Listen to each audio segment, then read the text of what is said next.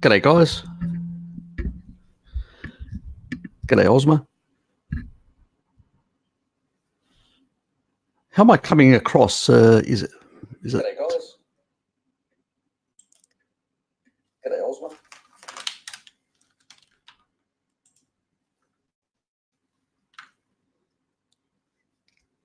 How's that coming across?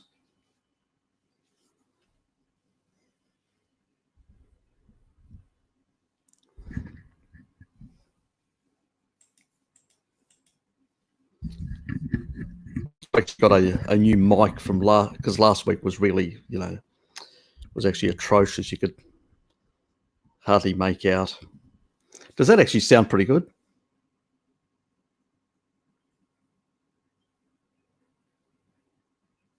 Thanks for that.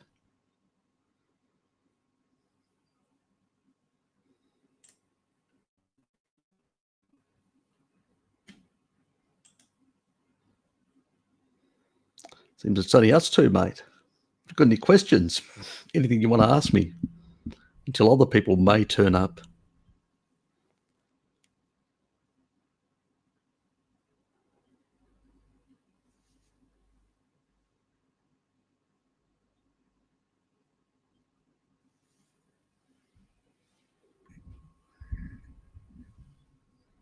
So it's actually clear. Mate, good to see more people starting to turn up. Just see.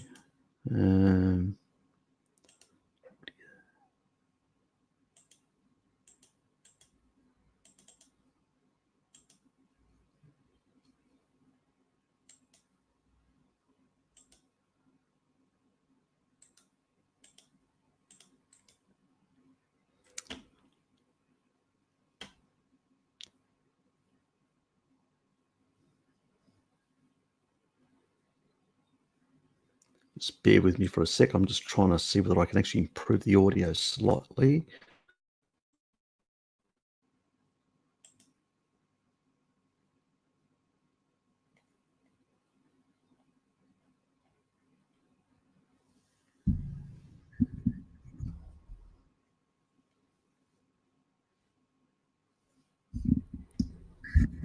Maybe I need to bring it in closer. Does that sound better?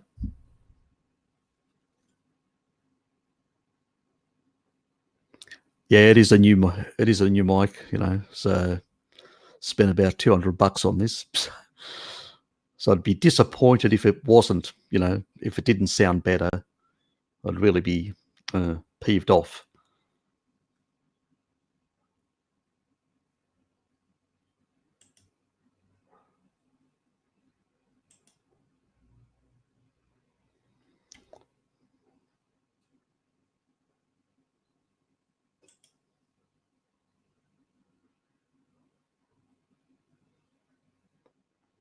Okay, so it didn't actually. That's annoying. Yeah, I think a lot of people in the carnivore community be having problems with YouTube in terms of, their live streams, popping up or actually being announced for their subscribers and stuff like that. So yeah, it's a bit, can understand why people would be a bit peeved off.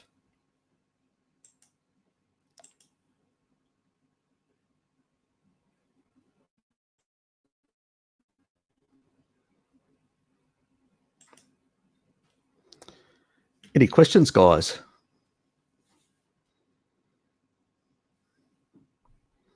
And if you haven't subscribed, can you please subscribe? I'd appreciate it. It sort of all helps in the long run, because it actually makes it, the more subscriptions, the more it becomes, better known in the community. But even beyond, YouTube also changes the rankings. So as people go through and scroll through what's live and what isn't, that all sort of helps.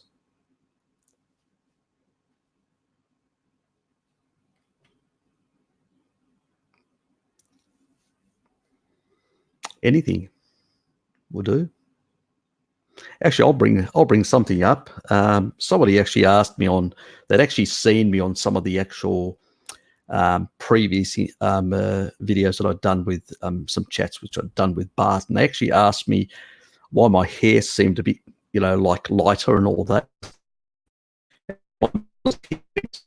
Grey when she was 30, so I do have those poor genetics.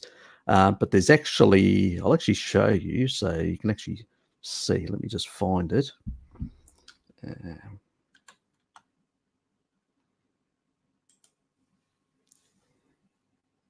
It's just that something that people may bring up and and sort of point out, but my hair fluctuates. It goes dark in the winter, and now we're in summer in Australia, so it becomes lighter. It's just one of those things that I swing between. I can't really do much about it. It's just something that I'm genetically predisposed to. And I'll just, where is it? 23andMe. I'll just share that. And where are the traits?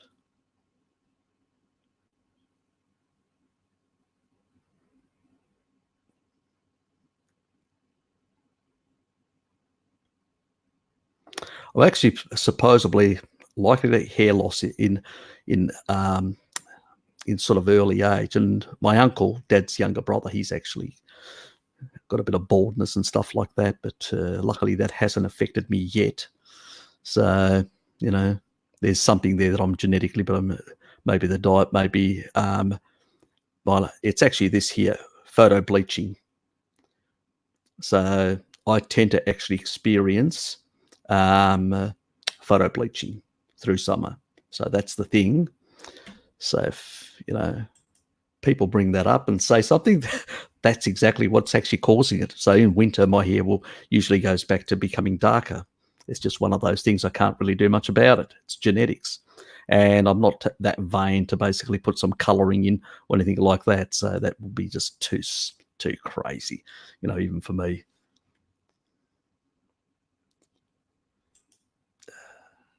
Hi, mate. Good to see you today.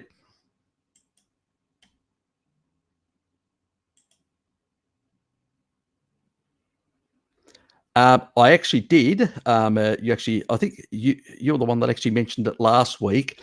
There was one thing that was actually missing, and I mean, we all make oversights. He actually didn't mention the other part, which is MK4, also is involved in the biosynthesis of bile, and also has an effect on the sort of the way liver acts, and I think that was in regards to the issue of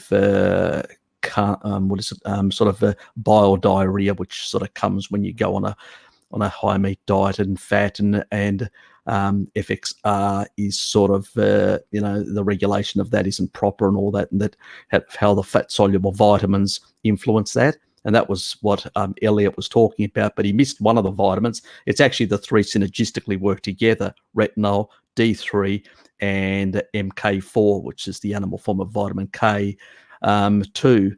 So, but it was a good video, actually. People should go and actually check it out.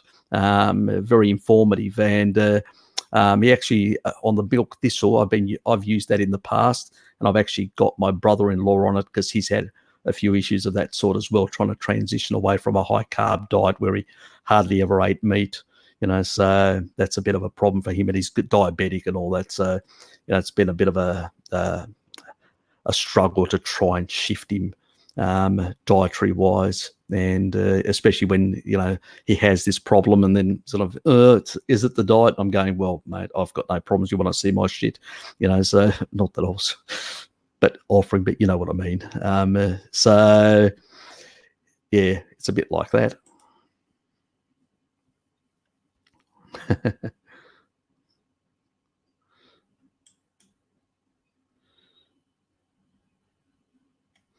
Well, they've actually got a standard one which is about $99, and then they have one which covers like the entire most of the genome, covers things which have to do with the athletic side, with predisposition to certain diseases and ancestry. Sort of, it actually has a more overarching, and that's, I believe, $199. So it's about an additional $100. I did the actual just standard one, which covered the ancestry side and covered some of the other factors, but you don't really have to go overboard. Most of the stuff in terms of the longevity pathways, some of the actual genes that are involved in conversions and stuff like that are pretty much in the stock standard one. So I probably wouldn't waste that extra money. But if you really want to drill down to every single bit, yeah, that's possibly one way of actually going.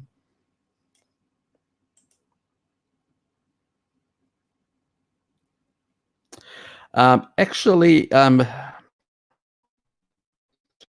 just emailed a study based on a Chinese study, which actually shows it actually suppresses, the sort of heart from actually the growth in the heart, sort of that cardiac hypertrophy, hard to say. So it actually has a suppressing effect via SP1 and SIRT1 pathways, the longevity pathway.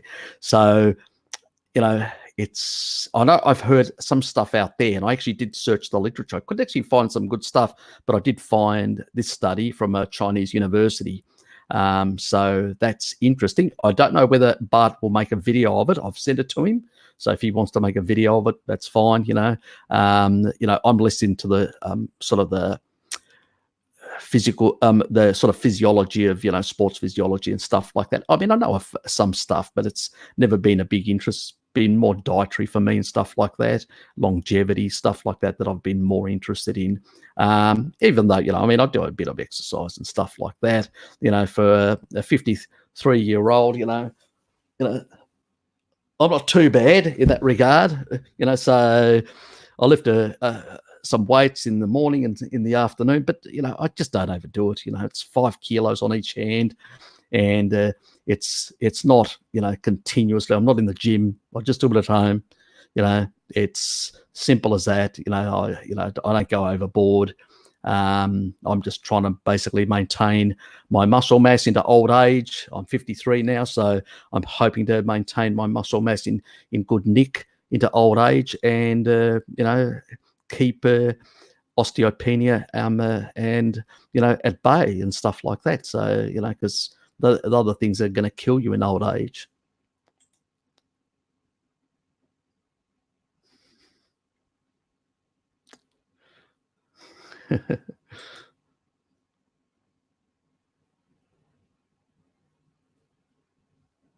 Yep. Now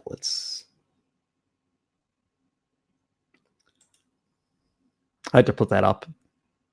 Thanks, mate. Noswell was here actually, and it's 4 a.m. in Finland, and he was here and he's still online. Thanks, mate. God.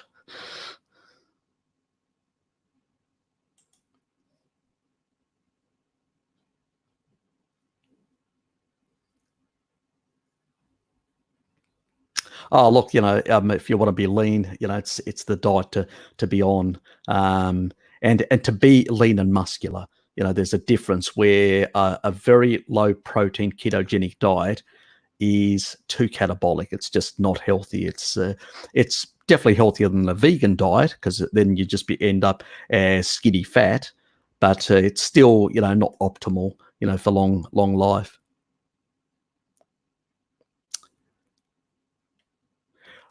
Look, in terms of when smoking and stuff like that with lungs, there's a lot of factors that play into lung health. I mean, vitamin D3 is an important regulator of collagen in the actual lungs.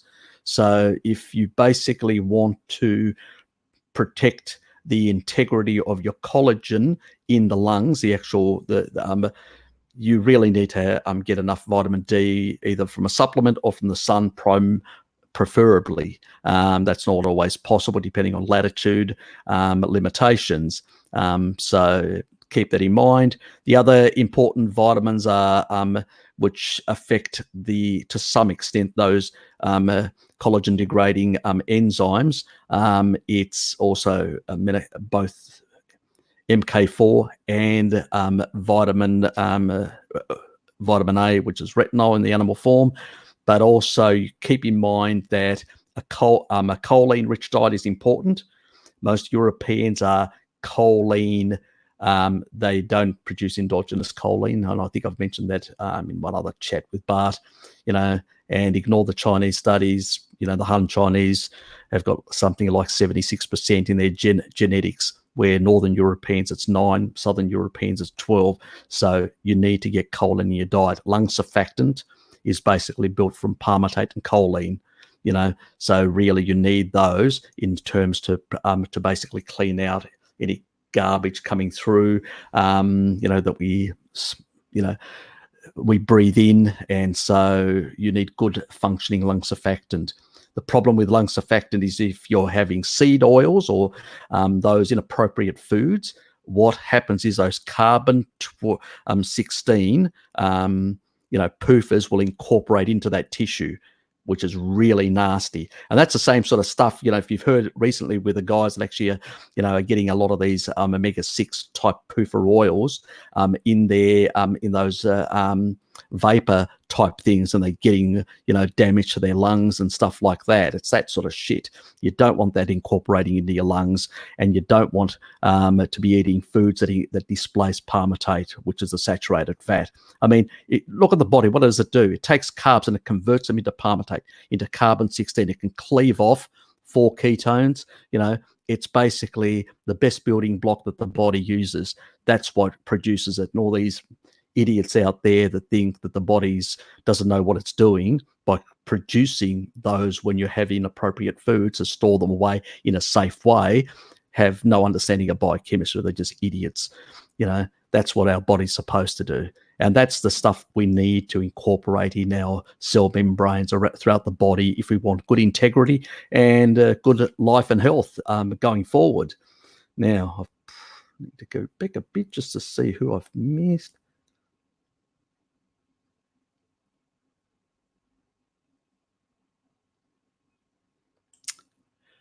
Look, I don't know. When it comes to myostatin, I think it's more genetic. And I think that in terms of suppressing it, can you get some suppression of myostatin? Yeah. Hard to say. The literature out there is so mixed and so diverse. And I think because you get this sort of bell curve, a lot of genetics are at play. And I think people are overstating where I see these sort of compounds as actually having some other benefits through the SIRT1 pathway. The things that I mentioned earlier in terms of protecting of the heart and stuff like that. So it probably has other benefits rather than that, which improves performance, and people just put it down to that it's read a lot of things into a lot of. The science is piss poor on a lot of subject matters. I mean, all we can do is look at historical stuff, multiple generation sort of stuff, good anecdotes and stuff like that. But the science is still very poor. And, I mean, most of it, 99, whatever percent is epidemiological observation, is just crap, so we need to get over it. Let the vegetards, ventilate on that shit, because that's all they do.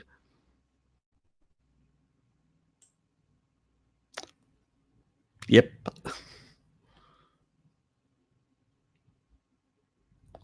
Oh, look, raw milk is a real good thing. I actually use it. It's one of my favorite. As I've probably said on other occasions, that I tend to have more of a dairy focused type carnivore diet. So I incorporate a lot of dairy, seafood, and stuff like that, where other carnivores just focus on muscle meats. I think that there are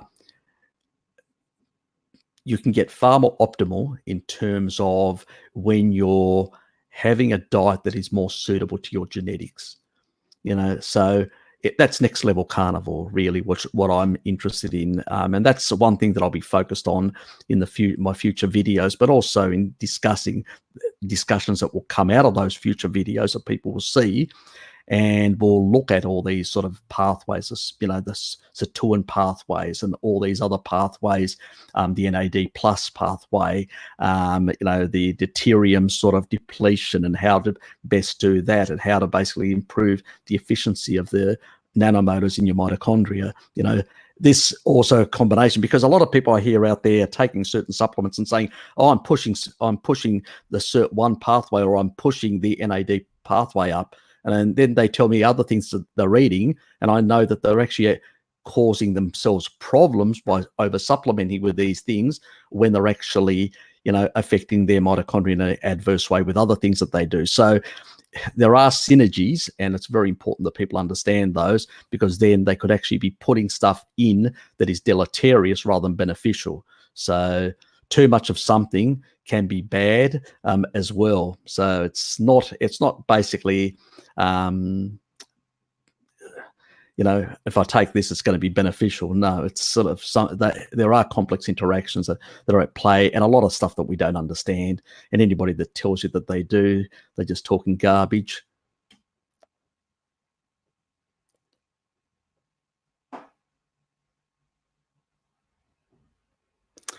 Well, there are cases where you require, there are cases in terms of certain diseases where people do require, a much more high fat diet, and even also the protein profile to be slightly different and modified, in case of cancer and many other things. But for the majority of people that are healthy or have just some sort of, general health ailments, like sort of diabetes, or have, they don't have cancer, they don't have these really horrendous issues, neurological issues or other types of things. They're just basically, most people are pre-diabetic. Most people basically have too many high blood sugars. They have just general bad health, acne, different things that are affecting them, diverticulitis, little holes in the, in the gut, things like that, things like that. Usually when you get on a species-specific diet, and, you actually need more protein to basically heal your gut. To actually repair it and replace, all that damage in there, you need protein. So in those sort of cases, a standard carnivore diet, you'll do well, but if you've got very specific type of ailments and diseases, no, it has to be modified. It's, like the epilepsy type, ketogenic diet, it's not for everyone. The majority of us don't have epilepsy. We don't have to go that low in protein, that high in fat, so it's, and it gives you the runs anyway. So it's it's not a good idea. So it really depends in that regard. Unfortunately, you guys will have to do like Jared does, and become an Al Capone of the milk trade. That's it, mate.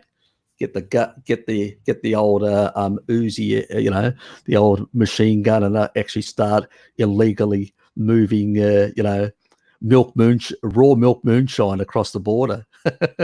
Just joking, guys.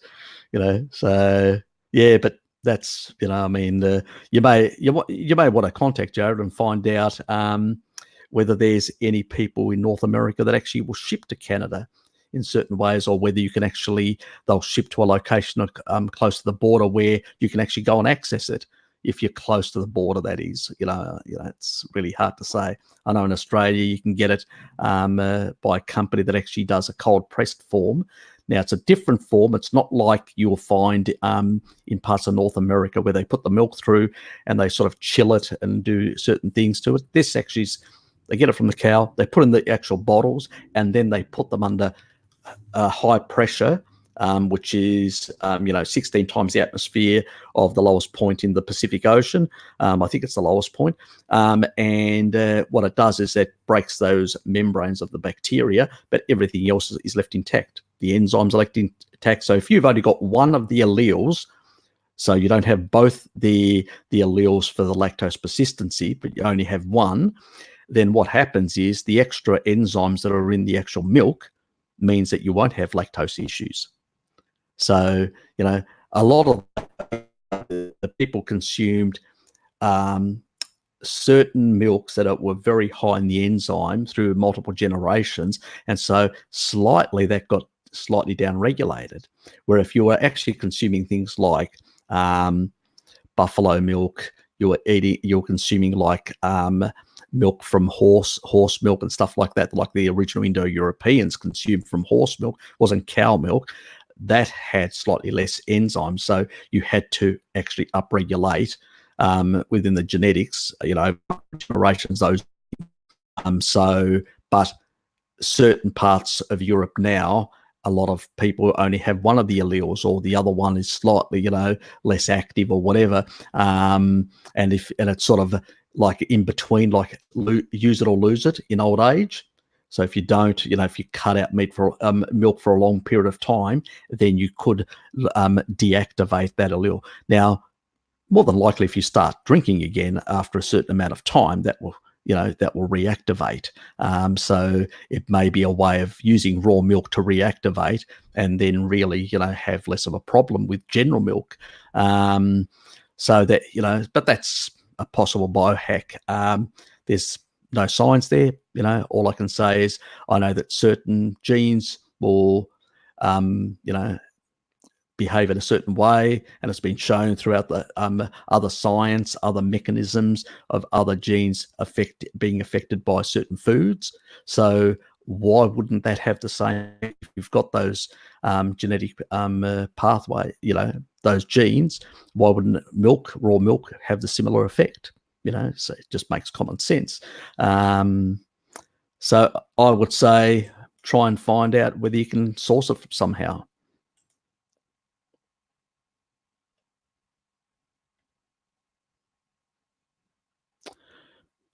A lot of things do that. A lot of things cause turnover. It's not, I mean, you can take supplements. Yeah, that's true. Things like fasting, exercise, all these sort of things have a similar effect in clearing out garbage and turning over things and getting rid of senescent cells. So it's a, and that's a cheaper way, a non-fasting way to basically get those results. Cold thermogenesis as well, taking a cold shower. I do it sometimes. It's a struggle. I only do it in summer. Winter's too hard. I've done it once in winter. I tried to do it up to 5 minutes. I couldn't. I only lasted for about 3. And I felt really crappy after for a while. So, I'm not really into that. I'd rather do a bit of exercise, like high intensity exercise, and do too much of that, or get into a sauna. That'd be far better.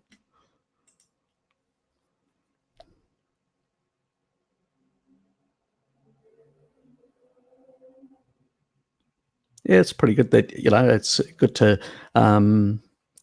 bone broth's a good thing. It's good also to use it as you're coming out of a fast. And sun baking is really good if you've got enough retinol in your system. I mean, I've done an experiment. I mean, I'm quite light skinned and all that, and and we get quite intense because because of the curvature of the Earth, when we have our summers, the Earth is in the southern hemisphere. It's much more intense, the solar radiation. So I mean, I used to get burnt within half an hour when I had poofer in my skin, and I was on a high carb, sad diet. Now, on the other hand, I use no sunscreen, and I've actually done an experiment with my friends. 5 hours twice. I get a bit of pinkiness, and that's it, and it goes away the next day. So, but that's retinol, and that's also MK4. So if you've got MK4, sufficient MK4 and retinol in your diet, it will impede those matrix metalloproteinases. Those collagen degrading enzymes, and you will actually sustain far less damage, skin damage. So that is, so if you're having a species specific diet, you're not going to have the problem. Look at a whole lot of tribal people. They're out in the sun. They basically were midday persistent hunters. They didn't hunt in the mornings or in the late afternoons. That's when the cats were around, much more dangerous. So, we're not designed to put sunscreen and all of that sort of crap. But if you're having a species inappropriate diet, then yes, you're susceptible. Especially seed oils that incorporate into your membranes of your skin. It may take before, even though you come onto a carnivore diet, it may take a number of years before your skin, and I actually noticed that. It wasn't until very recently where I've eliminated these seed oils, and now it's nearly a decade, that basically I noticed, so it could take up to 7-8 years before you can actually, and all you can do is just try and see how long you can last. Be a bit, mindful that, if you've come off a sad diet, it's going to take some time to displace, all these stored, and you'll have to use a low dose vitamin E as you displace a lot of this PUFA out of your system. So this stored PUFA. So keep that in mind.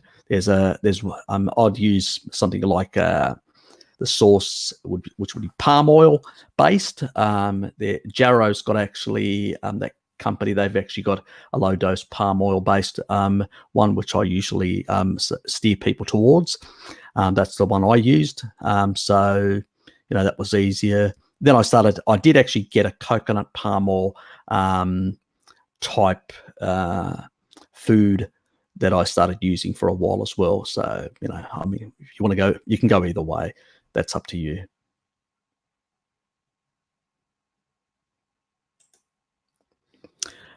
Look, the problem with pasteurization is you lose a lot of you lose the enzyme. So if you've only got one of the alleles, you're going to have problems. If also you lose lactoferrin, very important for bone health. You lose a lot of the actual fat-soluble vitamins and a lot of the water-soluble vitamins. So it ends up becoming basically a liquid of macronutrients. I can't remember who coined it exactly, but it's basically that's all it ends up. So if it's no different than basically taking a protein isolate or whatever. It ends up just being a macro, sort of drink in that regard. And if you're fine with that, and you're not sensitive to dairy, fine. But ignore some of the history. That's a bit over dramatic. It's just basically nutrient poor. It's crap. If you want quality stuff in your body, at the end of the day, that's a personal choice.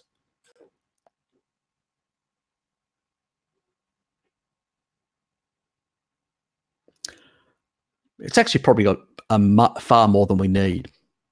Far more than we actually need.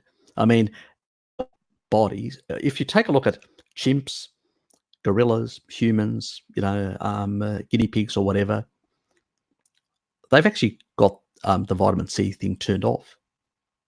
Excess vitamin C actually will turn into oxalate. The body tries to get rid of it, excrete it.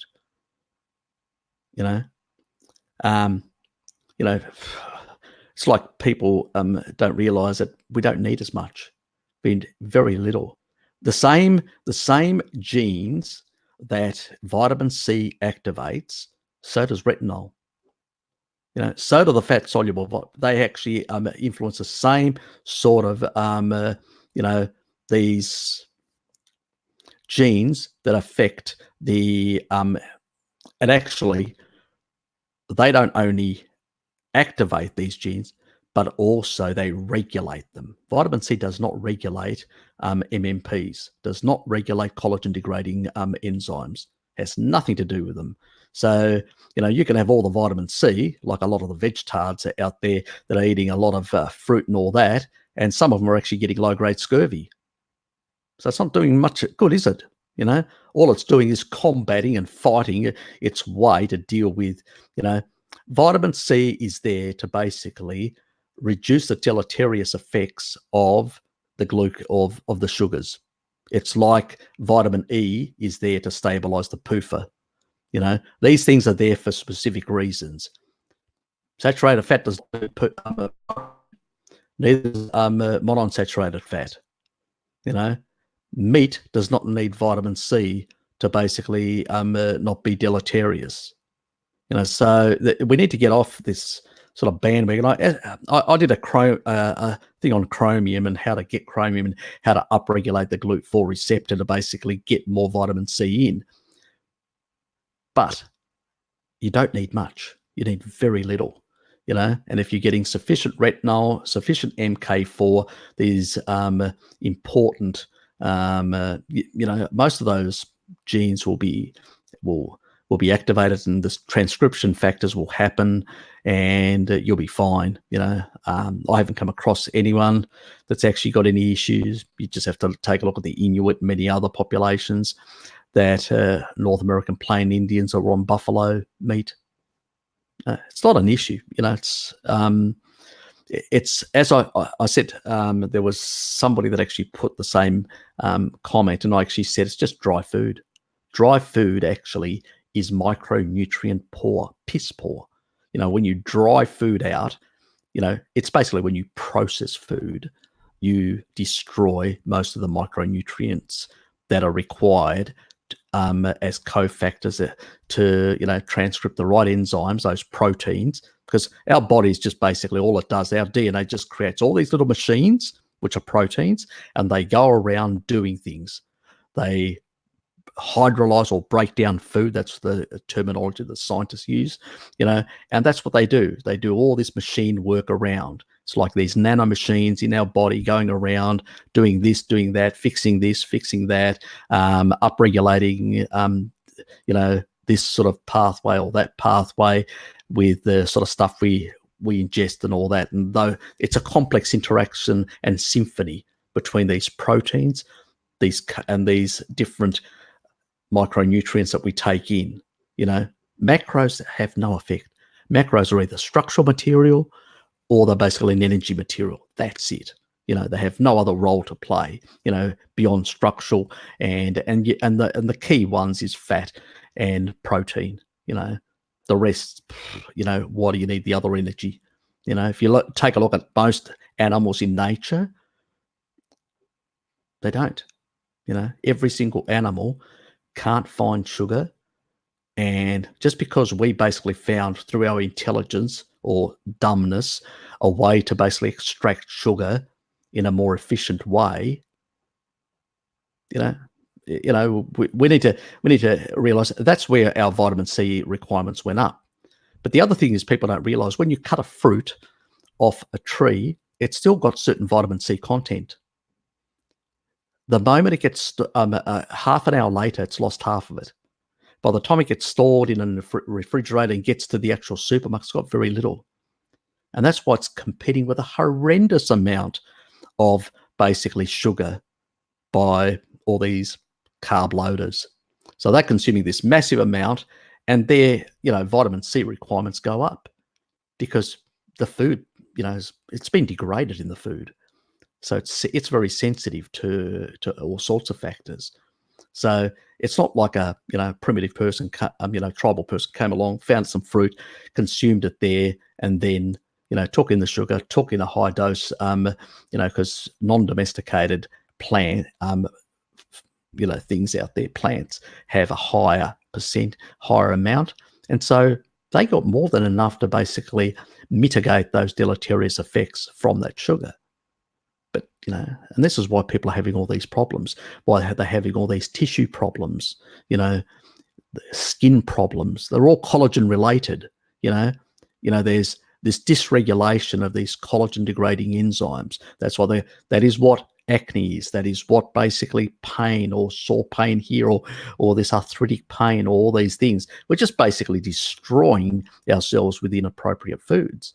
And causing all sorts of inflammation. Inflammation is just basically the result of inappropriateness, putting stuff in we should be putting in and creating all sorts and not having sufficient in the natural form to mitigate that to some extent, so, and not being seasonal as well, which is the other part, which has to do with depletion of deuterium So, and that, which is a growth factor, but I'll get into that some other time.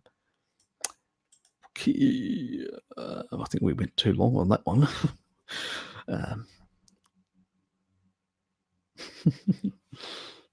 I'm an ex-smoker as well. Yeah, unite, ex-smokers.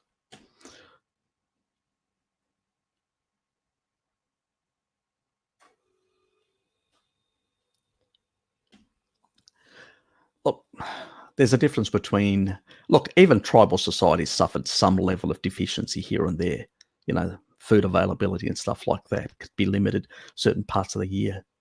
But the difference is they didn't suffer, this onslaught of inflammatory damage and effects, from an inappropriate diet. So, yes, they would show some level of deficiency. It's even in their bones. Their actual bones showed, but we didn't see sort of the osteopenia, the sort of osteoporotic type effects or whatever, and damage to the joint cartilage and to, because of the like a hyaluronic acid and stuff like that, in the joints and stuff like that.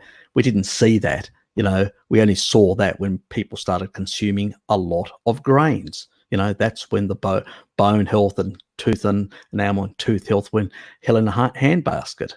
I mean, ancient Greeks used to call the Egyptians autophagos, which means basically bread eater. And, they had cardiovascular disease even before refined sugar. And they also had man boobs and all that. You can actually see some of the statues, some of the museums of, not the idealized ones, but the actual ones that people had of themselves. So they had, a lot of health issues and a lot of, dentistry was really high in ancient Egypt. It was one of the places where dentistry was developed. Not surprising, if you're eating, carbs like there's no tomorrow and a bit of fish and some meat here and there, especially when you slaughter the animal at the end of its life, and you're on a high carb diet, that's the sort of problems you're going to get. A lot of oral health and all sorts of problems. So, the Egyptian history is full of it. Even the description of cardiovascular disease, actually, how pain in the chest and, and the presence of an evil sort of spirit coming to take your life away, it, perfectly describes cardiovascular disease. You don't find it in other literatures in antiquity, but you do find in Egypt. Big grain consumers. That's all I can say to the vegetards out there. You're on an Egyptian diet and on steroids, and you're heading for problems.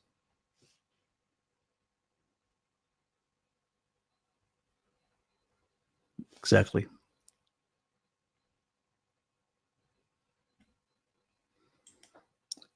Well, probably it was more the inappropriate diet than the smoking. That just exacerbated the issue. I mean, Japanese smoke like heathens. They still live longer than the Americans. My sister, who I reversed her 25 years, she had asthma for 25 years. She was on a vegetarian diet. God. And pretty much she stayed with me when she came back from Greece with a recent crisis. And that was about 4.5 years ago when 5 years ago. And basically after 10 months, I thought it would take longer, but she has no asthma anymore. She got rid of the ventilator, the whole lot. She's got zero asthma. I'll probably get her on to tell a story one of these days, if she'll come on. I actually asked her once. She gave me the sort of look, and I go, but I'd love her to tell the story herself. But the thing is, I mean, she's still a light smoker, which isn't a good thing. I said, you'll probably get emphysema and cancer because you're a, silly girl. But anyway, yes, but some people just don't learn. But a species appropriate diet, it will reverse all that. She actually is doing carnivore at the moment, so which is good. So I was there last night, so she had a whole lot of pork rind and stuff like that. I pigged out, literally pigged out.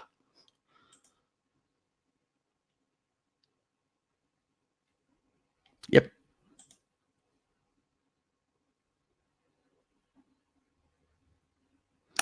Yeah, pretty much. Too many chemicals, far too many chemicals.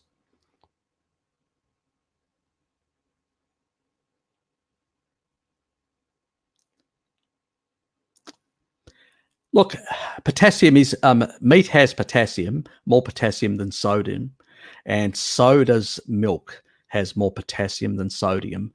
And you can, especially in summer in particular, you can end up with an electrolyte imbalance. So you should be getting, you should be using salt. The Maasai, they use blood for their salt source because they consume a lot of milk, like, anywhere between 3.5 to 5.5 liters of milk a day. So they get massive amounts of potassium. So they really need a lot of salt. But the potassium issue is a bit, the RDAs are wrong. Just let's put it that way. It's actually, there's a formula based on the more logical formula is one based on your energy usage and stuff like that. And that's, and that's slightly different. I mean, my requirement is about 2100 based on that.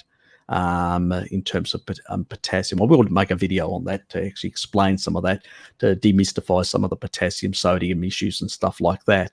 But look, people in the past consumed in time because there was no refrigeration and nobody had heart disease or nobody had, things like high blood pressure or anything like that.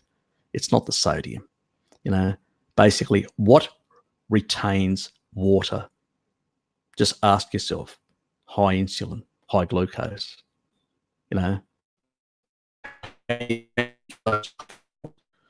by consuming some carbs, more carbs. That's why bodybuilders use that method. They use carbs to basically build muscles, not that are stronger, but look bigger, bulkier. It's all, as I said, weight, bodybuilding is more a sport. It's not a healthy way of living. If you want to basically, win medals and stuff like that, yep, fine. That's fine. You're young, you want to do that and all that. But, I'm 53, long term, God, the last thing you want to be doing is that sort of stuff. So don't fear salt. We consume plenty of it. And people went to wars over salt. And for us to restrict salt, how stupid is that? The thing that actually suppresses cortisol the fastest, salt.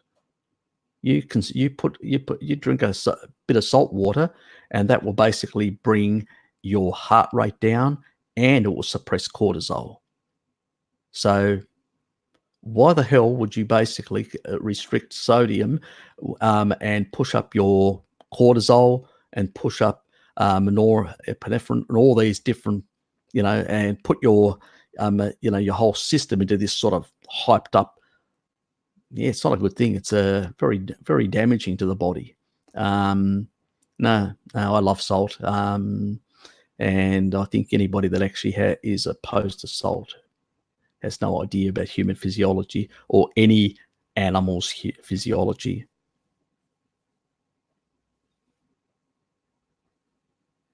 Nope. Look, the only thing I've done in the past is IQ tests, and I performed pretty good on those. So, but yeah, I haven't really done any sort of techniques or anything like that. I can tell you one thing: I'm slower in first person shooters compared to when I was younger. I get owned nowadays online by some probably 10-year-old.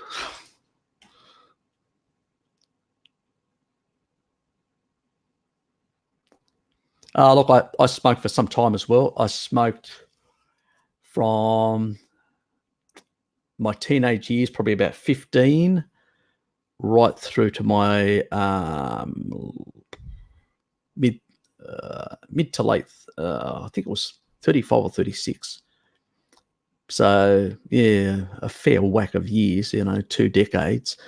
Um, and through that period of time, towards the end, I sort of reduced my smoking, and then I was able to give it up. But yeah, I did probably a bit of damage, but I think the majority damage was the diet. There were many other people that I knew that smoked and are still fine, but have, some people are more susceptible to emphysema and stuff like that. One of my friends, an older gentleman, actually passed away from emphysema, collapsed in the hospital. So yeah, nasty things. So people get affected differently, but I can't really say whether his diet had an effect on his lung health and that just made the emphysema worse, or actually even brought it on. So there's no science. That's a problem.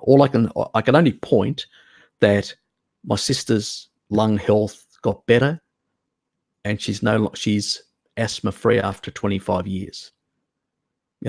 So we fixed up the lungs. We fixed up the sort of we brought that collagen degrading sort of stuff into homeostasis. We fixed up the lung surfactant. We got eggs into a diet, liver into a diet, high saturated fat animal products into a diet, and it fixed all this. But it took 10 months. Other people could take longer because it depends on how severe, their issues are. But you got to persevere with these things. It doesn't happen overnight. Decades of damage. So can you repair that sort of stuff? Hard to say. The jury's out. There's no real randomized control or even good long epidemiological studies, which because at least with epidemiological studies, when you're only looking at one single factor, the statistical strength will be much stronger. But we don't even have long-term ones on that, so it's really hard, guys, to answer. I would say that if you can give it up, it's probably a habit that you don't need.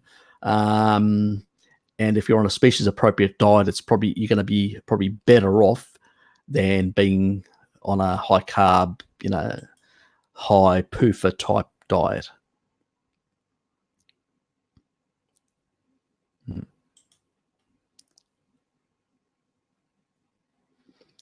Well, I think that most of the stuff, I think it all goes back to small patches of elbow, being hospitalized for pneumonia. Okay.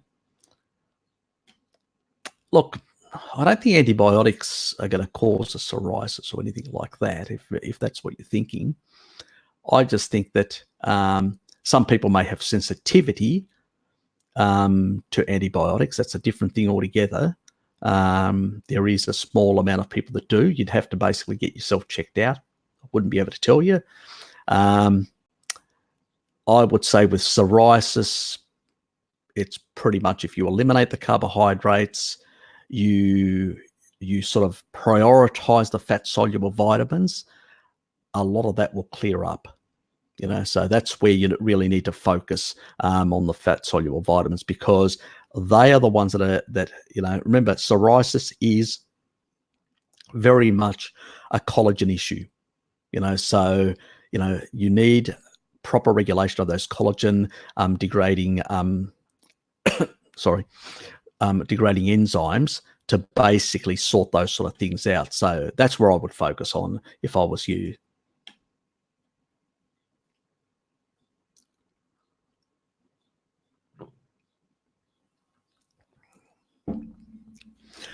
That's true that it is very addictive substance, but at the same time, it actually has shown some neuroprotective features as well. But some of the science there is mixed. So I sort of stepped back. Had to put that up. Bootlegging milk. Aha. You're a bootlegger. Anyway, sorry. I couldn't help myself. Yeah, but I would say that there are nastier things than nicotine. My number one nastiness in our environment is basically seed oils. That's just my number one. You know, they have double, nearly in most cases, the deuterium that basically most other sugars have. So they just basically a nanomotor wrecker. They will get into your mitochondria and they will literally rip them a new asshole. So they are the worst of the worst, you know. So seed oils, you know, all those vegetable oils, margarines and all that, that's the worst stuff you can actually put. Actually, seed oils are even worse than margarine. Margarine incorporates into your cells and actually it's a more hydrogenated, it's more stable form, but it actually causes signaling problems, which is a different issue altogether. But the damaging effect of seed oils is just horrendous, and it permeates the entire food supply. This is why we've got all these diseases creeping, all these strange diseases as well, you know, throughout the entire world, where all these nasty diseases are emerging, and it's in sync with the current food supply, the current processed food supply, which is just packed with seed oils and sugar. But it's the seed oils that is the nastiest component in that food supply. And I think that's the thing we have to remember. And, you know, the vegetards out there that are doing all these Beyond Burgers and all that are packed with seed oils, in a decade or two, they're going to be very, very sick. I mean, with a lot of problems, cancer, cardiovascular disease, dementia, all sorts of issues, you know. And there's going to be a lot of people, because they're going to basically guilt a lot of the so-called snowflake middle class into doing that as well, unfortunately.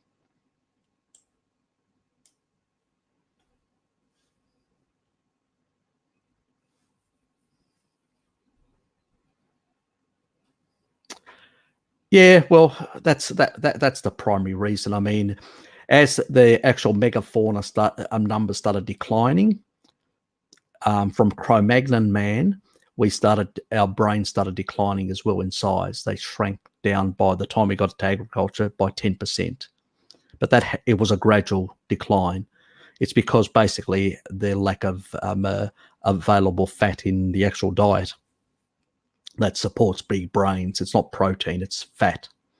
So the lack of fat was the key issue. As I've pointed out on one of my clips that I've done with Bart on the chimps, where some of them in the wild consume up to a ton of meat a year, but they don't have big brains. But it's lean meat, and they have very little fat storage. And I actually showed the study which shows exactly what their fat storage compared to our fat storage is. So it's, you know, these it's the reason basically why we were forced onto grains and a lot of things like that, and we suffered a lot, you know, and we toiled like mad, you know, from about 10,000 BC when we started on grains. You know, it took us something. This is how long, you know, we didn't actually consume as many grains as many people think in the beginning.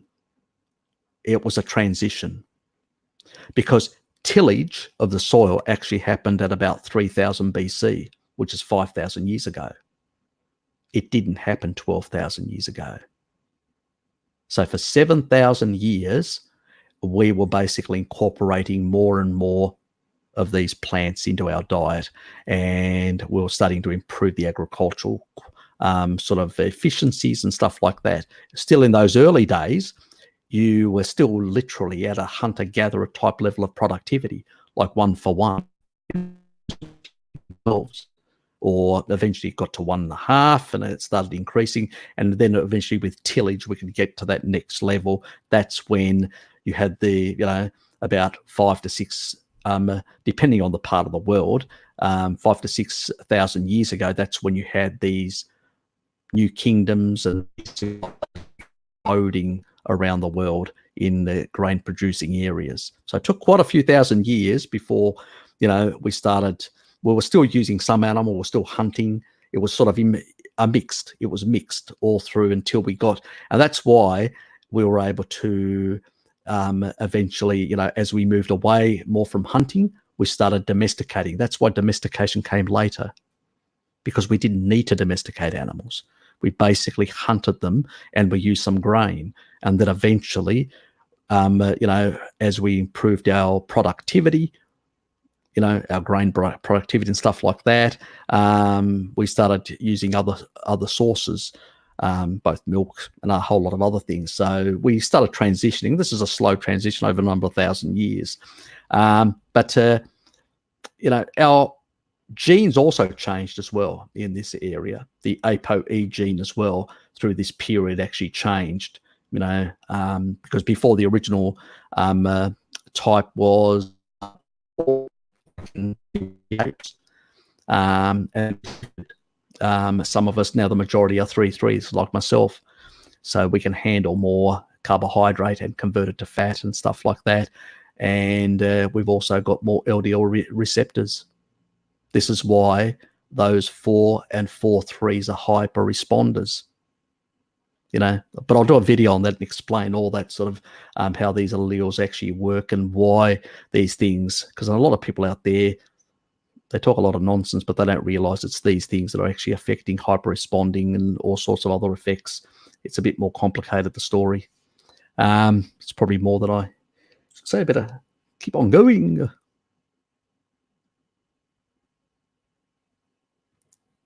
Yep.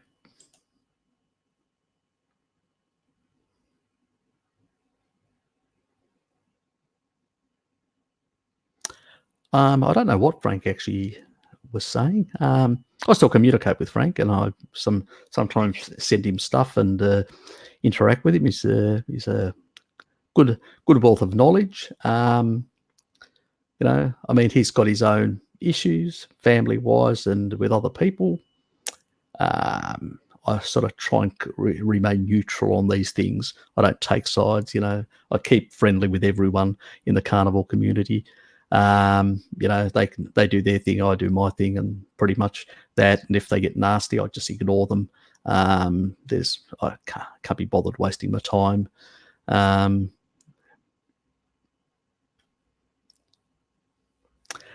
Look, it's a balance. Yes, there are benefits from dairy, and as long as you don't have any issues with the lactose intolerance, then it can become a problem. So it really depends in that regard. We've used milk products. We've used, sort of fermenting different meats and a whole lot of other things in our environment to get beneficial bacteria. So dairy is not the only source. You can get beneficial gut bacteria from a lot of different sources in the diet. And it's like, for instance, raw meat. Like I'll have like things like beef tartare and stuff like that, where I'll just the yolks, not the whites, and that will give me some additional enzymes and stuff like that are beneficial. It's the same thing with the actual as they're called proteolytic enzymes that you get from important. Some people biohack with proteolytic enzymes on an empty stomach in order to basically clear up things in their gut and in their body. That's another strategy, bit of a biohack if anybody's interested. Kefir is pretty good. A number of my friends jumped on the on my kefir bandwagon a couple of years ago, and they're still on it. I sort of am no longer on the kefir bandwagon. I occasionally have a bit of kefir now and then, but it's not the main thing. But you have to remember, most of the bacteria in the dairy and most of this is acid-loving bacteria like lactobacillus and stuff like that. So. And what do? All these have a positive effect. Some of them actually even have an effect, and I'll do a video later on. You'll have to wait for that. That actually increases semen, So the thing is, there is a lot of beneficial bacteria out there that can do positive things. And the majority of them come from a diet which is more animal-based. So it's, but you don't want more from a mixed of different sources. That's where I probably agree with Frank, because he actually believes that as well to some extent. So where other people think muscle meat's okay, yeah, that's fine. If you want to do it that way, I've got no disagreement. I don't think it's optimal in terms of nutrition long term, but if you want to do it that way, that's fine. I've got no problems with what people want to do. I'll do my thing. You can do your thing. I'll give you information if you want to take it on board. Fine.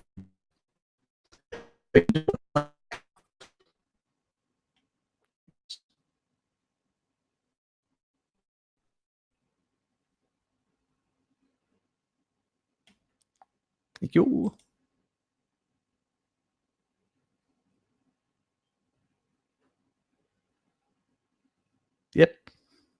Yep, it is. Fasting does really help.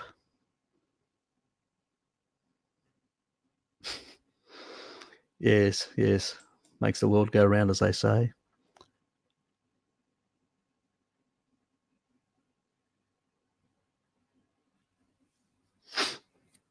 Look, is that in regards to dairy, I think, or not sure.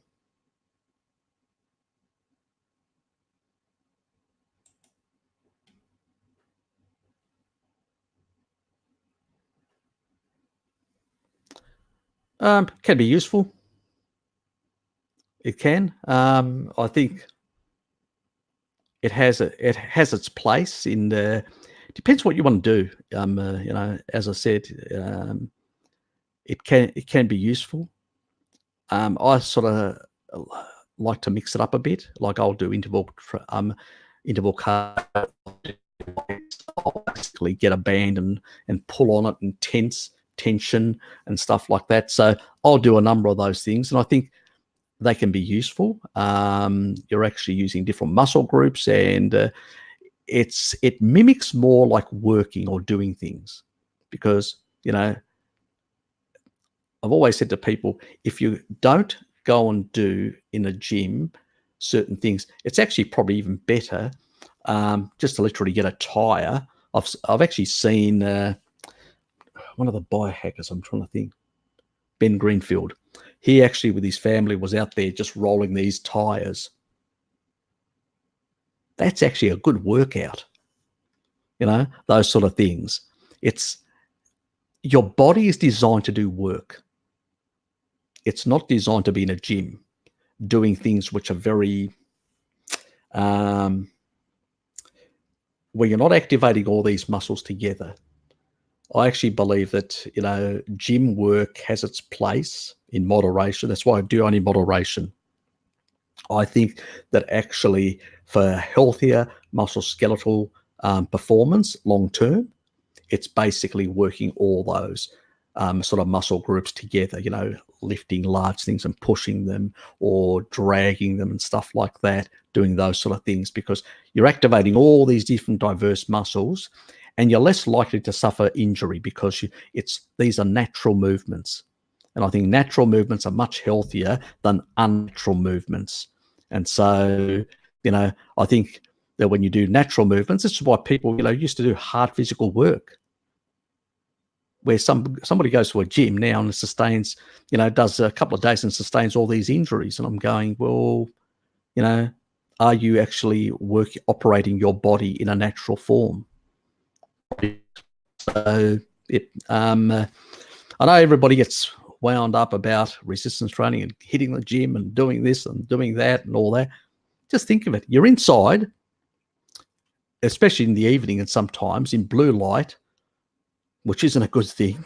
Just ask Jack Cruz; he'll tell you you're killing yourself, and he's right on that.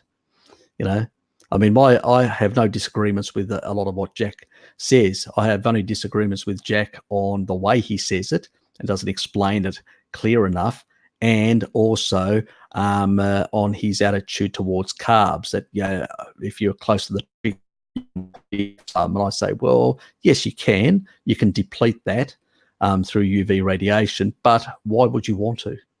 Why would you want to be less optimal? that's my disagreement with that. But and possibly where I would have disagreements with him, I think diet is far more important in many ways than things like EMFs and stuff like that. Yes, they are problematic, but if you've got more saturated fat in your diet and you're on a more lower carbohydrate diet, those tight junctions within mitochondria are not going to be as wide as you would be on a high sugar diet. So, diet is important, because it's very hard to escape all these, unless you lock yourself into a house, into a room, and literally plaster everything with a whole lot of material to keep it all out. That's not a life that I want to live. If Jack wants to live that life, fine. But I don't want to live that life. So I realize I have to expose myself. So, that's another bandwagon I didn't want to get onto. But yeah, look, mate, try and do something which is natural. You'll get, your body will love you for it as well.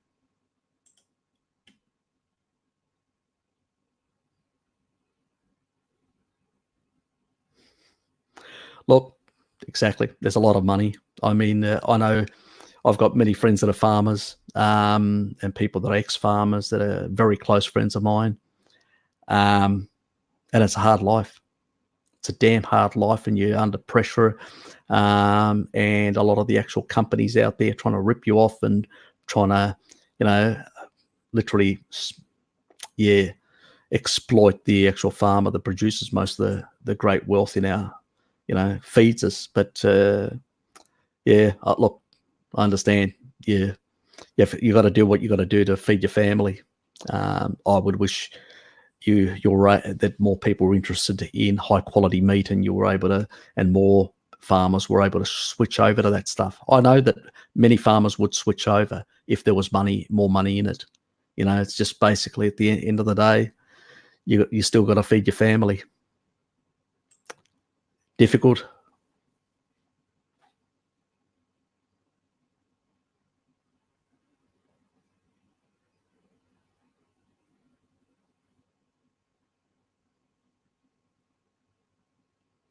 Yep. Thank you.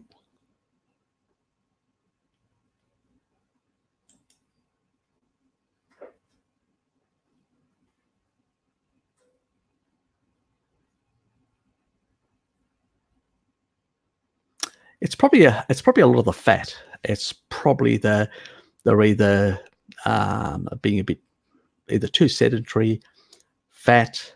They're probably consuming a bit more fat, and they're not sort of doing this sort of pulsatile thing. Maybe they've been for a very long period, like doing very long fasts and having some low grade food in there, like some people do the 500 calories or whatever. And so what it does is over time can actually pull down your metabolic rate. Maybe they've muscle mass is, muscles burn more, energy. So that's another thing, so you can actually lose more weight with more muscle. That's why weightlifting is a really good way of actually losing weight. Weight to weight. Yes. But, I would say to people, and even older people, like my father's 85 and he does some weights and stuff like that. And he's, sarcopenia is going away, and his sort of muscles are really improved and increased by about a bit over 50% now. And as a consequence, he lost a bit of weight. So even at old age, you can actually lose more weight. Obviously, my father isn't a carnivore. He does a high-fat Mediterranean diet.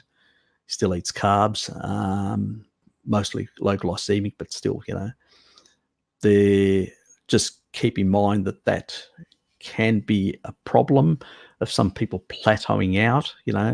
Sometimes when you plateau out, you sort of have to mix it up in terms of, like eating a bit more and sort of spiking, and then cutting back, and then doing this sort of pulsatile effect and trying to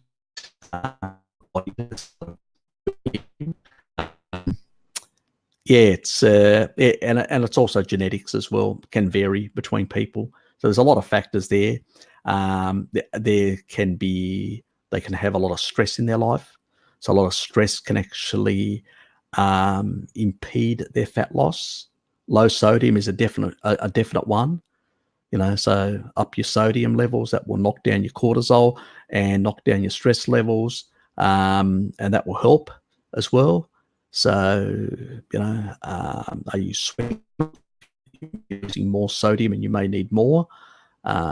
There's a lot of factors that can be at play. So I'd be looking at things like, am I doing things that will actually increase my muscle mass? Am I getting enough sodium? Am I consuming too many fat bombs? Stuff like that. Those would be the three key culprits that I can think of anyway at this stage. I hope that helps.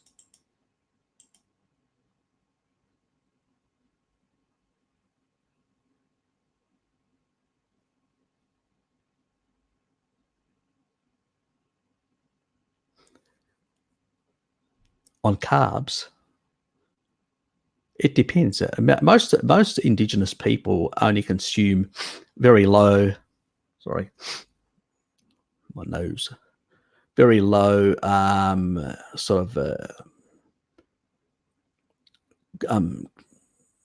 A lot of the plants that are actually in nature don't have a lot of sugar, and you only have a bit of seasonal sugar probably for 2, maybe 3 months, depending on which part of the planet are. So most indigenous populations never really consumed much carbs, and most of them were very low glycemic anyway.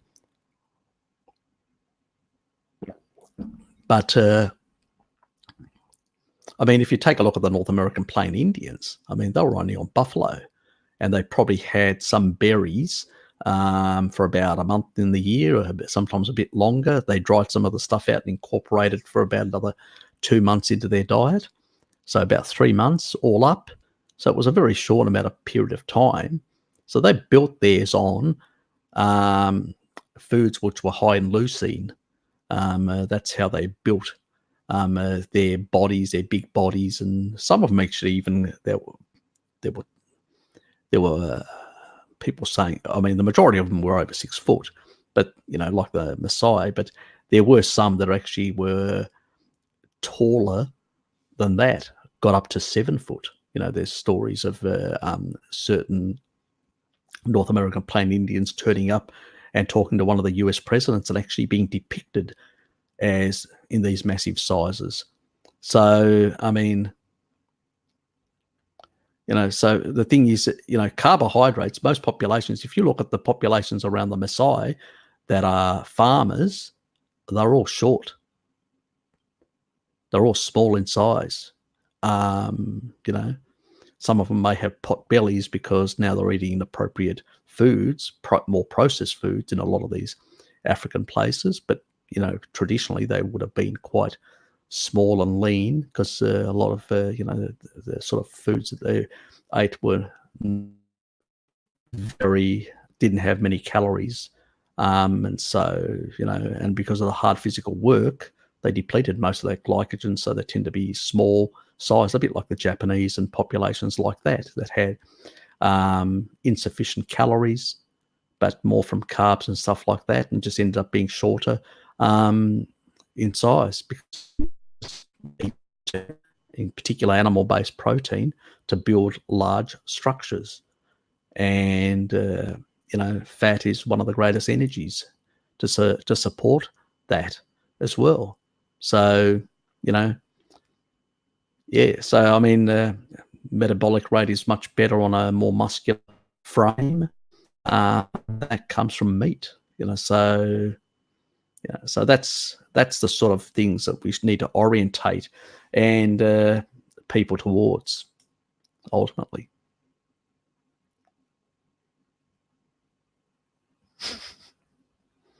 Yes, please hit the like. How many likes are they? I haven't even looked. Okay. Oh, there's a few people that hit the likes. Thanks.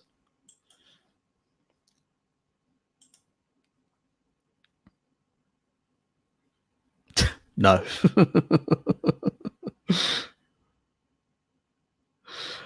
Look, I used to be in student politics, and I used to I did actually write when I was 15 to 16.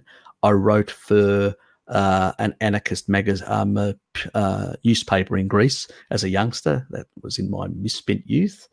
That was a very long time ago. And I used to do a lot of research as a youngster.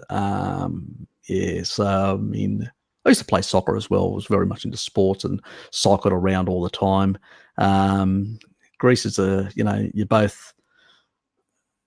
you tend to. I did my high school there. I left Australia when I was a young teenager. Went to Greece, stayed there for 6 years, and then we went back to Australia. The 6 years that I was there, that was a sort of a transformative in terms of my intelligence, because they value both the improving your physical performance, but also your mental. It's sort of both. The culture encourages both. They think that if you're basically just physical and not mental, it's an un-Greek way to be. Basically, you'll be called, if you're not physical, not smart, you'll be called dumb and a wimp. So it's a very different culture. They sort of encourage you need to be both a jock and a nerd. And if you're not, and if you're only one, they say, what's wrong with you? So it's a very different culture in that regard. So, and no, I'm not a journo. I'm a cartographer, so the area that I work is we produce map products and stuff like that. And we also deal with data capture with different types of systems, even AIs to capture data. So it's a evolving area, and I've got a sort of both a mapping and IT background, because really mapping now, or anything that has to do with cartography and remote imagery and whatever else, it's all now intertwined with IT. I even do some coding now and then. So it's a very different industry, but that's the sort of industry. It's very data driven, and some data analytics, and analyzing data and stuff like that. That's where I probably have good research skills, because quality of data is important, especially in my field. So when I look at other fields and I see poor quality data, like in the nutritional field, I go, what are these people doing? What are they, what is this nonsense? It's just piss poor. When I looked at epidemiology the first time, I had to cry. I said, are these people seriously doing this poor bit of data capture? There's no quality control. They've got they show no evidence of what the quality of the capture is, the level of understanding of the person capturing the data on behalf of the researcher, which is some person on a sad diet that probably has no idea what they ate yesterday, or let alone a couple of years ago. So when I looked at the poor quality, I realized that 90% of nutritional data is just crap. That's what I realized very quickly. Where a lot of other people, it takes them a while to realize that. So they sort of, they go, oh, this sounds really good. Oh, they always read the conclusions. They ignore the data. Oh God, this person. Oh God, he knows so much. He's brilliant. And they just get fixated on some academic. It's all this. That syndrome that people suffer, that think just because somebody's got an they know everything, that they are, masters of the universe. No, just regular people, that buckled down and did some reading and memorized a whole lot of things and regurgitated and performed well in their exams and did some practical work and had enough capacity. Like in my field, there's a mixed bag of people with different capacities and different performance levels, and so medical field is no different. The nutritional field is no different. There are poor scientists that do crap, And there are some exceptional scientists, and they tend to be the very small amount in most fields.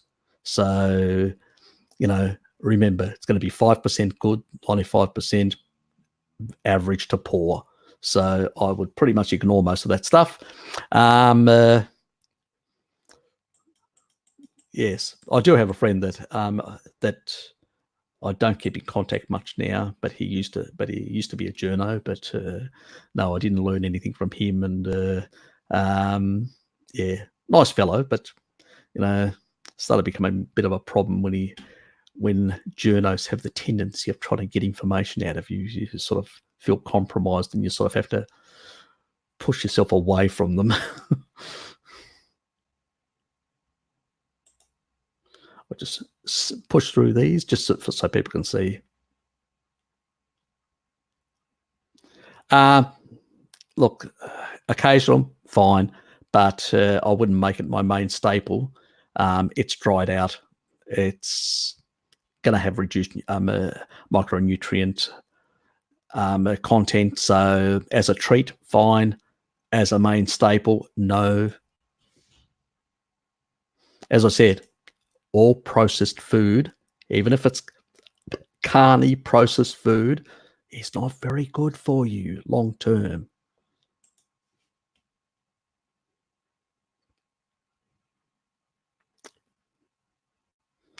Yep.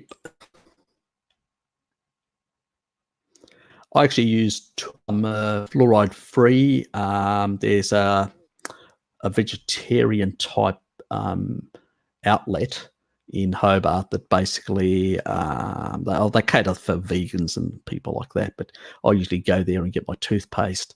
I tend to not use my toothpaste that often. I actually tend to just clear out my teeth and actually use like oil pulling with coconut oil most of the time, but occasionally I do use the fluoride-free toothpaste.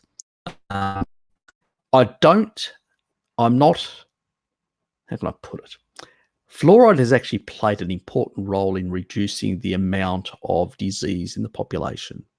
In a sense, it's actually reduced a lot of the disease because a lot of diseases is waterborne. And if you take a look around the world, there's millions million people are sort of affected in one way or another, and thousands of people die every year from waterborne diseases. So it's not something to be, but it probably wasn't the best strategy to achieve cleaner water supply. Now, fluoride is in our body naturally and in a number of foods naturally.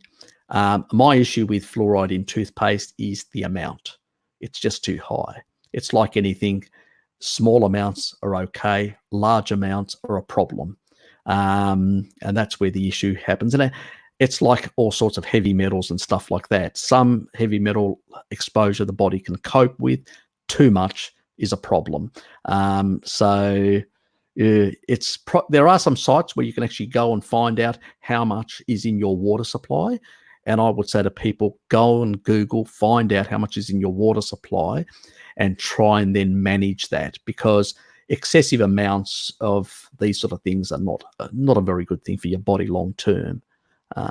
They do have an effect on your skeletal structure in particular.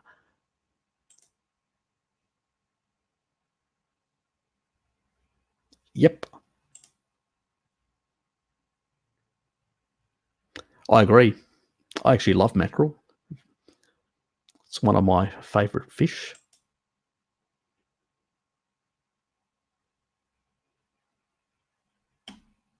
Yep. I can't say I do consume some anchovies, but not large amounts. A mate of mine's actually he pigs out on them, but I'm sort of I'll have some. I do enjoy them, but it's not one of my favorite foods.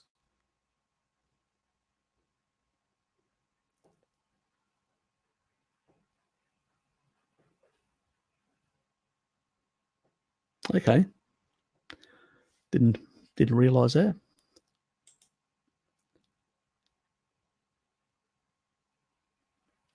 I actually I actually get nitrate free, but I mean, let's put it this way: most plants like spinach and kale and stuff like that have much higher levels of nitrates in them than even cured. My biggest gripe with cured meats is the sugar that they put in. That really just angers me. You know, you should be curing it. I source most of my well, probably 99% of the meats that I actually consume that are cured, they're cured with salt, or smoked and cured with salt, or I get them raw with which they've actually added salt and they've actually allowed them to age in like in the open type thing, which is at a lower temperature, but in the open, it's sort of a different spin where when you eat it, you can still see it's not cured. You can still see it has that rawness to it. There's a variety down here. This mob that I've got actually an outlet deli type store, and they actually produce this sort of German style sort of skinny sort of sausages. It's called a beer stick, and I actually enjoy that. I usually sometimes will have a treat of those.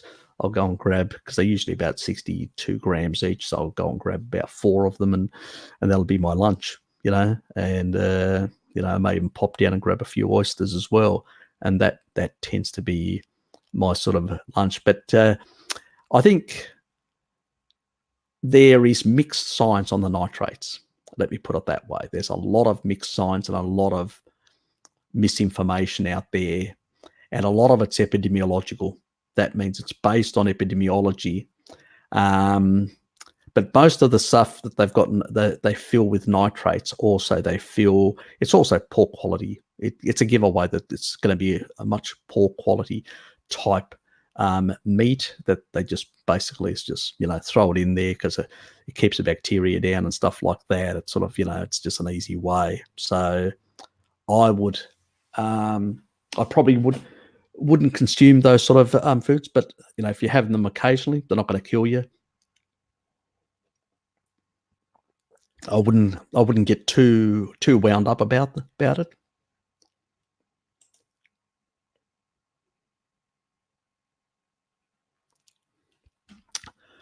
I'll have to actually look into that. I think you asked me last time, but I didn't get around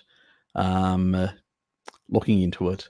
Ask me next week, and I'll have some information because I probably need to look into it a bit more, and I wouldn't want to give you a half an answer.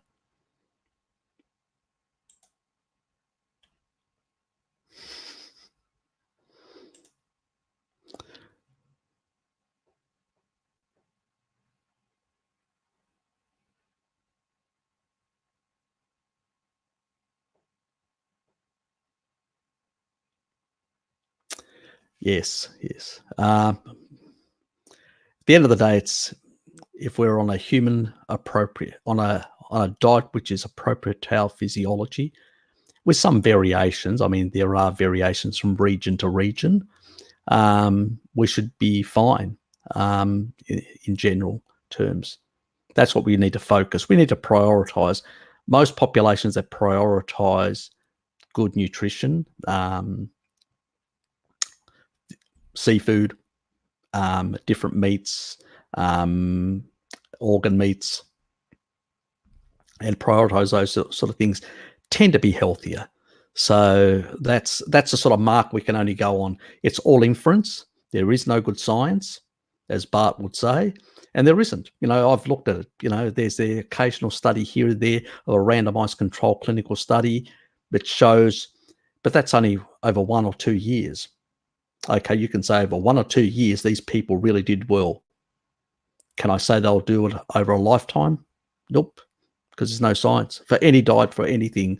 You know, all we can go is on the historical evidence and what people ate for, 3 million years. They ate a high meat diet. because that's all there was available. There was no supermarkets. Our diet was basically appropriate analysis of nitrogen 15. Clearly, demonstrates. And I've actually said this in a chat with Bart in the past, about more than a year ago, and it was basically about the isotope analysis that they did out of the Max Planck Institute in Leipzig, Germany. So they did one of the definitive studies on that and actually looked at, between teeth and bone, sort of nitrogen 15 concentrations of different hominins over the last 3 million years, which they had access to. Obviously, they didn't have access to every single bone on the planet, but for to have a lot of a repository compared to many other countries, because they were heavily involved through the 20s and 30s and 40s in archaeology around the world. So they have a lot of information to fall back onto in that regard. And,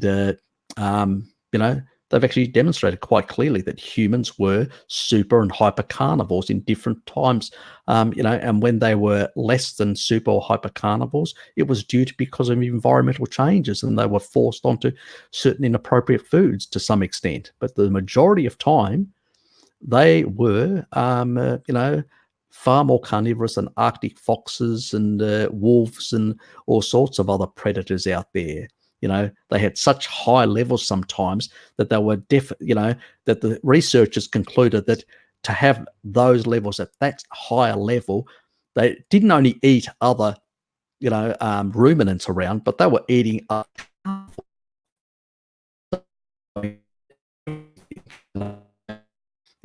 I mean, that's definitive. You can't argue with that. You can argue basically, oh yeah, there are bones around these settlements and they may be there because it's a burial site for certain animals, or people can come up with all sorts of stories. Oh, those could be used to cut plants as well. People can use all sorts of things about the archaeological evidence. Oh, they glorified animals. That's why they had them in the that they occasionally hunted them and they glorified them. So vegetarian stories, which was focused on animals and the hunting of animals, and the isotope analysis is definitive. So anybody disputing that is just pseudoscientist, is a pseudo thinker. So basically, that basically, whether certain things, adaptations and variations may exist or otherwise, that's fine. Somebody can make those arguments. In the last 11,000 years, we've got certain adaptations. We can possibly get away with certain things, yes, but is it optimal? No. And the isotope analysis proves that. 3 million years. I think we've adapted in 3 million years. Where grain agriculture really when it really took off, which is about 3,000 years ago, 3,000 BC and onwards, which is 5,000 years, and it was never very, like people were still eating a lot of animal products up until the middle part of the 20th century. So it was only after the low-fat craze that we switched to 70% carbs, for the majority of the population. So it's a more recent phenomenon. So we need to hammer that quite clearly, because there's a lot of misinformation out there, that's being peddled continuously.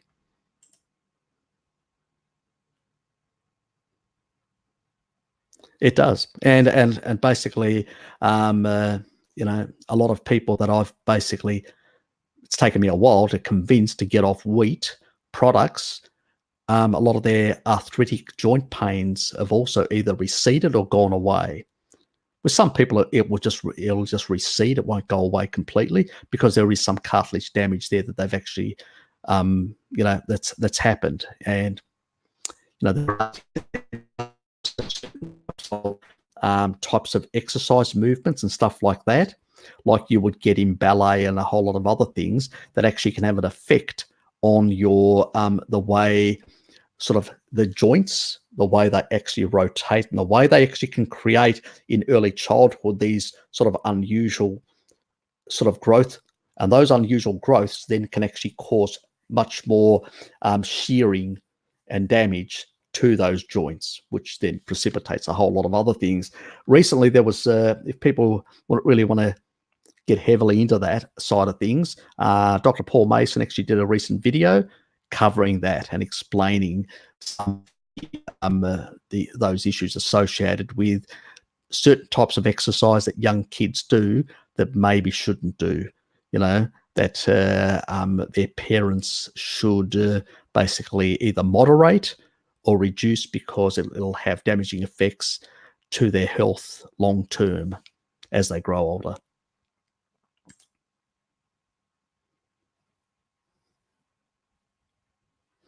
Yep, they are. Yeah, I was exposed as well for many years, and that's why I ended up with cardiovascular disease. I mean, I ended up in hospital being told by the cardiologist, "You're a 5% anomaly.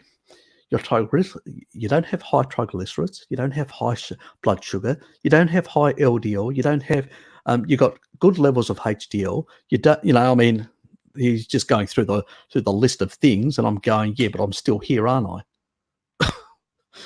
Why am I here? We don't know. You're an anomaly. So I was one of the 5% anomalies. I just didn't fit their little tight, program. Somebody eating shitloads of sugar, drinking like mad, smoking like mad, doing all these inappropriate things. So I shouldn't have been there, according to them, according to the experts. But, one thing that they didn't know is that I cooked everything in seed oils. Everything. I mean, absolutely everything. And so, yes, I did myself a lot of harm, and it took me quite some time to get away from all that.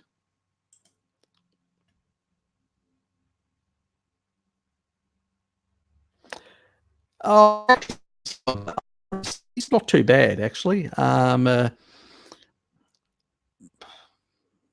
He tends to basically, has moved a bit towards, in recent times, towards plant-based, or, sort of incorporating more plants. I mean, he's got this fixation that, he's kind to his dog and stuff like that. And you go out and get a dog and stuff like that. For some reason, he's confused himself. He does understand a lot of the science. He does understand the BS in the science, but I think poor old Jerry's actually lost his way somehow. Sort of. I remember some of the interviews, his past interviews, his bodybuilding past interviews that he actually did. They were pretty good, like on Myostatin, on a whole lot of things that he actually had done in regards to, different supplements, different foods, combinations for bodybuilders and people like that, weightlifters. And so he's got a lot of information in regards to that. But in recent times, I haven't been following him. I remember just seeing one that he actually started talking about plant-based and talking about his dogs and stuff like that. And I sort of switched off. He's a nice fellow. I think he's lost his way. Yeah. And even somebody mentioned to me, a friend of mine who follows him, and checked about probably a month ago. I took a bit of a snapshot at a video of his, and he doesn't look as healthy. I think incorporating more plants in his life, it's not doing him much of a service. I think it's doing him a disservice, and yeah, I think he's confusing health with it's a bit like the vegans, their confusion over human health and basically, being nice to animals and stuff like that. So I think he's lost the plot when it comes to that. But when it comes to things like steroids and things like drugs and things like certain nutraceuticals and certain types of. He's pretty good in that. I mean, I was taking for a while. This is probably about 6 or 6.5 years ago. I was actually taking L-arginine, and after hearing one of his sort of vids on L-citrulline and how that was much better, I switched, and I did a bit of research on myself, because I just don't take people's at face value, and I found that L-citrulline is much better because a lot of the organs will actually take up L-arginine, so you'll end up with less of a nitric oxide boost. And at the time, I was still dealing with my cardiovascular issues, 3 years in at that stage. And so for me, it was really important to improve my,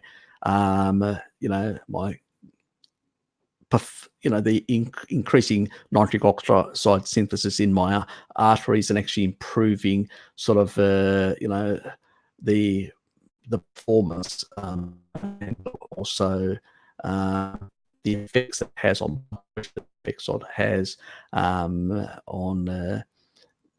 reducing the amount of platelet aggregation and the fibrinogen levels in the actual blood. So it was I looked at the information. It looked good. I went onto PubMed and looked at some of the information. It looked much better to go with an L-citrulline supplement. It has its place, but I still use an L-citrulline one from yeah, I think he's lost his way. He's a smart fellow. He's got some good information there, but I think he's just really lost his way. I've really switched off him. Yeah. What can I say? I use Ethernet. Can you see this? Oops. That's the cable connected. So I use Ethernet, not Wi-Fi.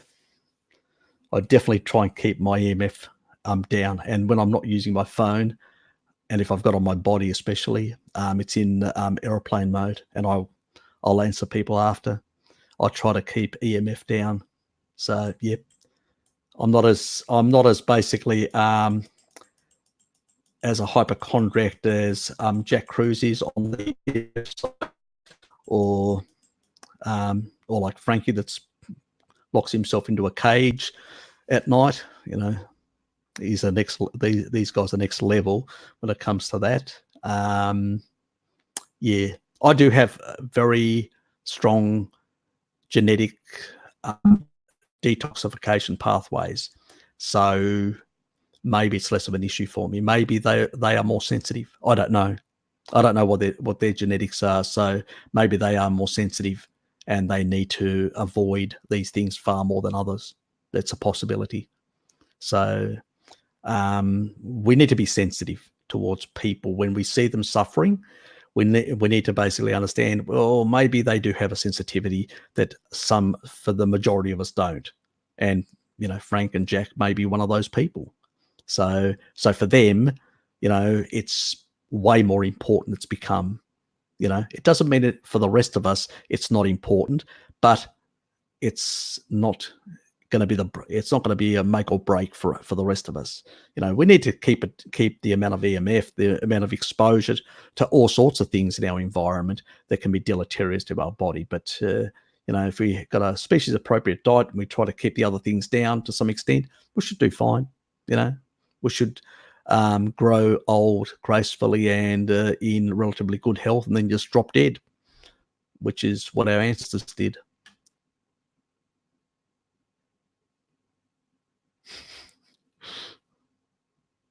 That's true as well. It's not secure. It's definitely, yeah, I won't say. I'll probably get in trouble if I do. Yeah, it's not secure. Very easily to crack. Anyway. No.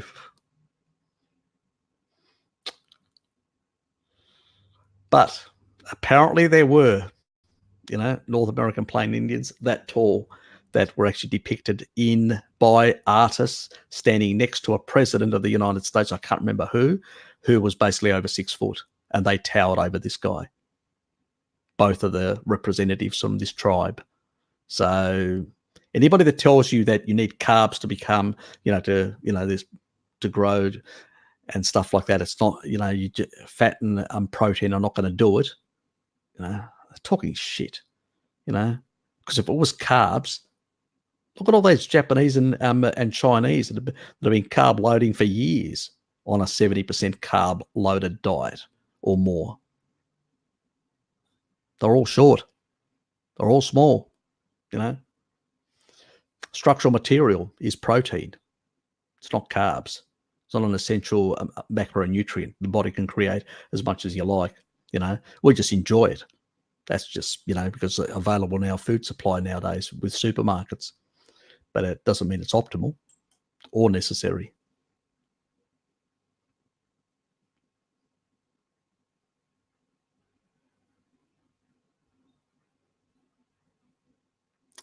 I don't know enough in terms of, I have seen some in regards to that you can actually do like shorter bouts until muscle failure and actually get just as good results as doing like lighter weights over until muscle failure and, different combinations.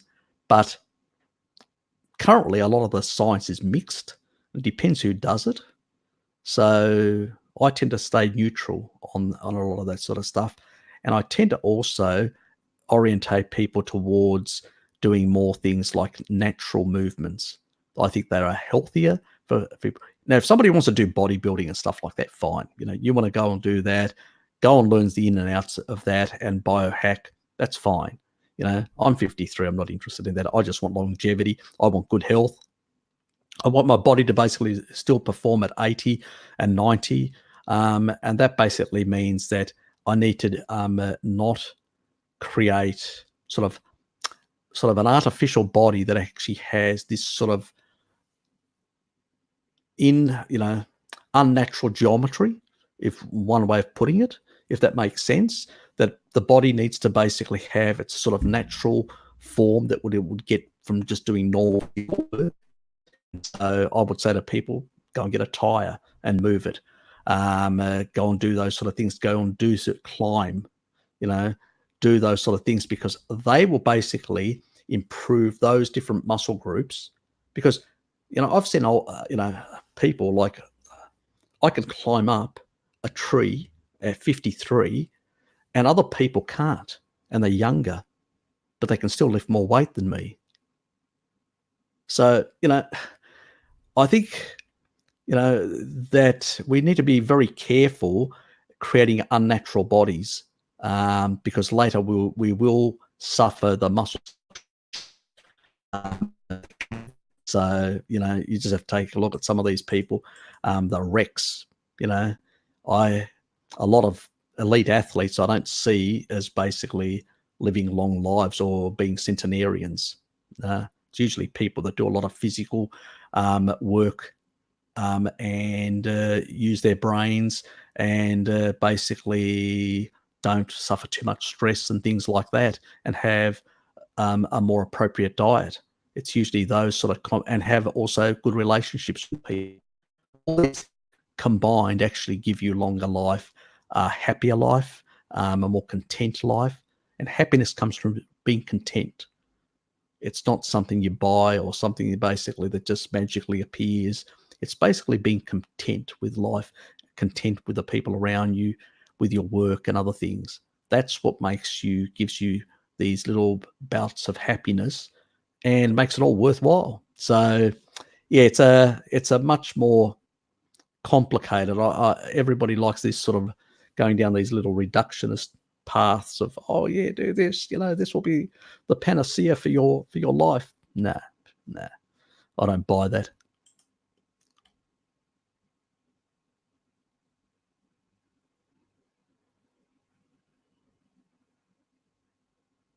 Yes, they do. They do. Yeah, that's true. Yeah, they definitely do. They're just having a species inappropriate diet, and they are getting very, yeah, very sick. I mean, Aborigines basically in Australia, um, they're very sick.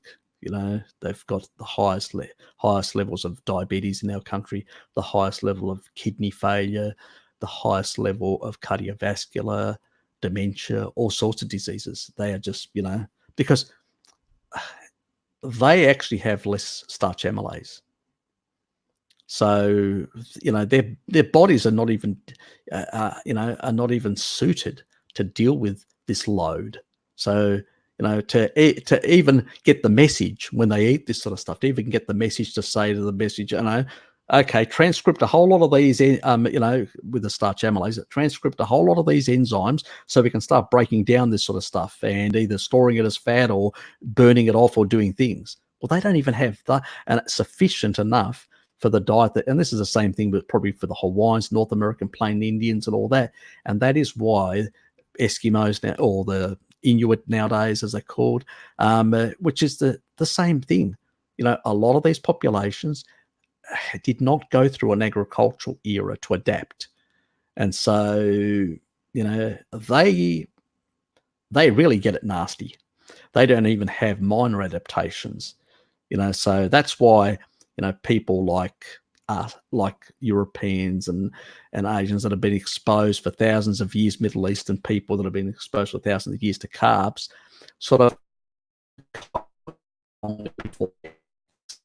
before all these sort of parts of their body start failing and not working properly. These people actually fail much earlier and suffer horrendous health problems. Yeah, I know. I've seen some of it. It's sad. It's really sad.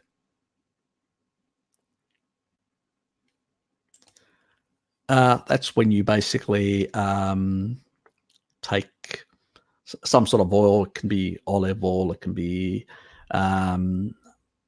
coconut oil, palm oil, those sort of oils. And what you do is, you put on a spoon and you just put in your mouth, and you sort of work it through the teeth, and sort of like you would any fluid right through your sort of teeth in that regard. And because it has certain antimicrobial type properties, it reduces, it has an effect on, and you can combine it also with salt, which actually tends to change the pH, increase the pH. So you basically have got, this is what a lot of people do. They do a bit of oil pulling, so they basically reduce the amount of sort of bacterial content, because a lot of the actual medium chain triglycerides in particular have a sort of an antibacterial, antimicrobial effect. So those medium chain fatty acids. So that's what they use for that purpose, to lower that. And then you can use salt as well, like people use traditionally in Europe.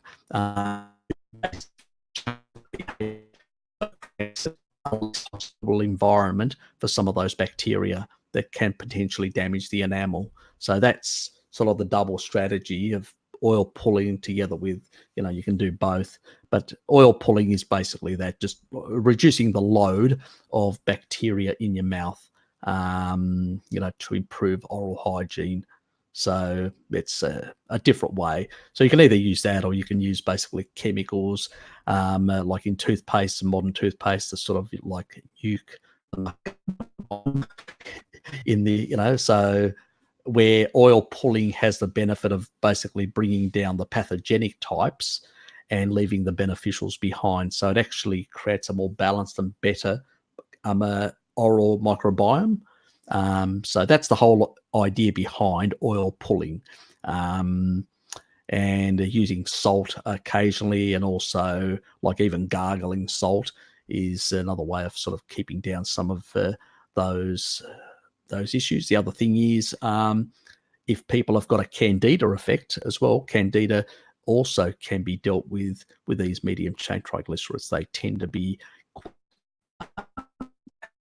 use Candida as well. So, so it's a useful strategy for people, whatever diet they're on. Obviously, on a species-appropriate diet, you do much better because you've got less of the things that are going to cause the problems. Well, most of the time, unless you're cheating now and then, which I do sometimes. My sort of thing is coffee. I didn't have any alcohol this Saturday. I sort of, my sister basically succumbed to alcohol, but I didn't. So my friend said, "I'll take you around to pick some up," and I said, "No, I don't want any." So I try to keep it down to one day of the week, and I actually eliminated it this Saturday. I just said, "Oh, bloody hell, I'm always, even though I don't drink much now, I used to, but I don't." I sort of try to minimize that. That's another story altogether, But yeah, anyway, get on with it. Yep. Yeah.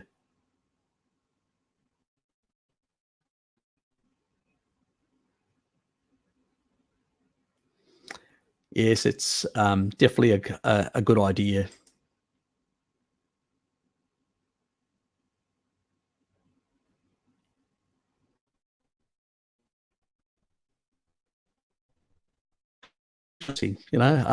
Activated charcoal is something that I've used in the past, and I do recommend it to people to, so as a protocol when you've got different ailments and things that you have to clear out that it binds to.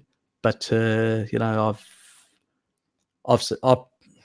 probably done a bit of oil pulling and sort of used some of these methods now and then in that regard, sort of a combination, sort of iodine salt type. I haven't actually iodine combo with iodine as well. Let me know how that goes for you. I have heard that other people have, and they've had some good benefits, but yeah, I may have to look into it myself. Yep.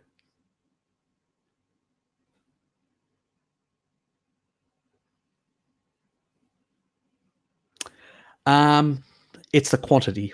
It's the sheer quantity. Yeah. You have to remember that the more meat you consume, the higher the concentration. So it's also the amount. It's not, um, that animal only eats that. But if it's only eating a certain amount, and I know that there are some wolves and some carnivore animals that will eat other things. Like if they're ill, they'll eat certain plants. It's a bit like cats eating grass to basically, their fur balls to get them out. So there are a number of those sort of things, but it's more the concentration. I think that's the level of isotope. I think in terms of grams per kilo body weight, we consume far more than they do. So it has to do with the amount of grams per kilo body weight. And I think that because, and also the level of fat that they would consume would be much lower as well. Because they don't require as much as we do. They go for more they consume far more lean stuff. I suspect that's part of it. Yeah, it's hard to say. Dispute it, that's what the evidence shows. It's I mean, I know sometimes that certain things sound to us, we go, "Oh God, how can that be?" I mean, it just doesn't make. It's that sort of logical fallacy type thing. It's all of us can very easily, because we know that humans can, maybe obligate carnivores, but at the same time they can consume some vegetation, which most of these other carnivores don't consume at all. So we can very easily fall into the misconception and say, well, that's all they eat, you know? So why the hell would our levels be much higher? See, even if we were to consume 5% plants and they consumed no percent plants, that 95% still in terms of grams per kilo body weight would be much higher than whatever grams per kilo body weight some of these other carnivores. And so as a consequence, that is why those isotopes will be much higher, the concentrations. And I've actually discussed this with a few other people, and they usually say, well, humans were much better hunters than a lot of the carnivore species out there. That's why they tend to basically opportunistically, a lion or whatever will go out, will hunt something, then come back and sit there. And it may sit for quite some time. It doesn't want to expend a lot of energy because, it just looks for opportunities. And so it doesn't go out in an organized fashion like humans do to hunt down meat, So their average probably kilo body weight would be much lower. As a consequence, their nitrogen through a lifetime would be much lower, the concentration. So that's how with my friends discussing this sort of issue, that's how we sort of worked it out, that these dogs, these wolves and they're not basically constantly eating. Humans tend to eat far more often and hunt far more often in a very organized way. So they're much more successful hunters. So in that regard, the caloric intake per day would be much higher than many of these regular carnivores. So I think that also is a factor in it as well. Anybody can come up with a better hypothesis than that. Go for it.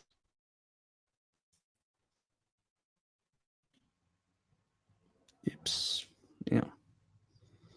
Sorry. That was just playing up.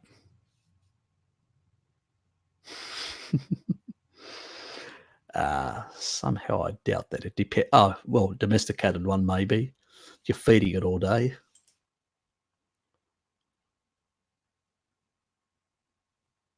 Oops. Hit the wrong one. Give me a sec. There it is.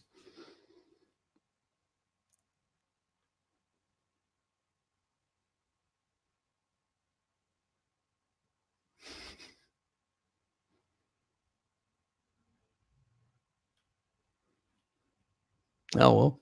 Yeah, look, most animals are opportunistic. I mean, you can even see cows, they'll actually eat meat, I mean, you can see a whole lot of animals out there, even ruminants, that will basically eat meat, when the opportunity comes. Because remember, the thing about the final stomach in cows and other ruminants and all that is basically an acidic stomach. So those first stomachs, I mean, Bart just did a recent thing, a recent video on this, show and sort of making the claim, which is a fair claim actually, saying that they're obligate carnivores. Well, in a sense, most animals in nature, what I said earlier, is that they prioritize meat and fat. You take a look at basically even a gorilla. What is it doing most of the time? If you go and check even the gorillas, which also eat meat, they will eat opportunistically some meat, not a lot, but they go around ripping bark off trees and eating all those termites. And those termites tend to have 70% protein, very high in protein. Remember, most of the ape family don't have high fat stores like we do. So they need more lean protein. So termites for them. So they go after that continuously. They just hammer that sort of stuff. It's and there's a video on that I did with Bart in regards to that. People should go and see it, and it explains a lot about even these researchers were baffled and shocked at the real data. And I actually had a conversation with a lady, the British lady who worked in the Nigerian in Nigeria. She was a vegan at the time. She's not a vegan anymore. And she basically told me that the vegetards down there literally run the facility, the recently what they had to do is, because the chimps were fighting and squabbling over each other, they had to build more termite mounds in order to provide high quality animal protein to those chimps. That's how funny it is. I mean, chimps naturally in the wild, they hunt, and the females with their children go and actually hit the termite mounds, from morning until late afternoon. They keep on going back because, leaves and everything else is just, how can I put it? It's starvation food, even for them. It's, you're not going to get some short chain fatty acids, even when they've got a massive cecum, which we have replaced that massive cecum with our appendix, because that's what it is. Even they have got low fermentation capability compared to a cow, whatever. So they can't survive on that, especially their big muscular bodies. Their big muscular bodies need shitloads of glycogen to run, to have these explosive speeds to go up, and the reality is, without actually having because they don't have high fat storage, they can't go into ketosis. They don't have a large brain to support anyway, so they don't need to. So they don't have high fat storage. So you can't eat sugar, because if you're eating sugar, where are you going to store the excess? You're going to have glycemic shocks. This is why most of the zoo animals actually end up sick and aged when they give them bananas and all this, those banana idiots, So, zoos are run by freelies, unfortunately, which are completely bananas. But the thing is, if you look at in the wild, they prioritize meat, because then they can have what is called use gluconeogenesis and have demand supplied glucose for their muscles and their tissues, and that's how they operate. That's why they need even more lean meat than we do. So they need shitloads of lean meat. They don't have the storage to be able to convert that into fat to put into adipose tissue. And otherwise they would have these glycemic shocks and they would end up diabetic after a meal. So they use basically lean protein to basically have demand driven. So they both for structural material, and that excess is used to basically those high glycolytic pathways, those fast twitching, muscle fibers. We've got some of those muscle fibers, but very few. We've evolved away from those sort of muscle fiber, more to endurance type and all that. So we don't have that explosive speed to be able to go up a tree rapidly, So it's a very different physiology that we've sort of moved away from as a species. But that's a sort of method. So yeah, you'll get variations with all sorts of animals. It's really, animals are opportunistic, and putting them in certain categories the way we do is a bit, it's a bit wrong.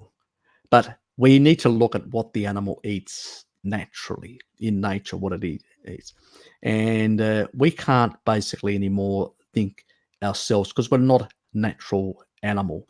We've pulled ourselves out of nature and we've created an artificial environment and artificial foods and all that sort of stuff.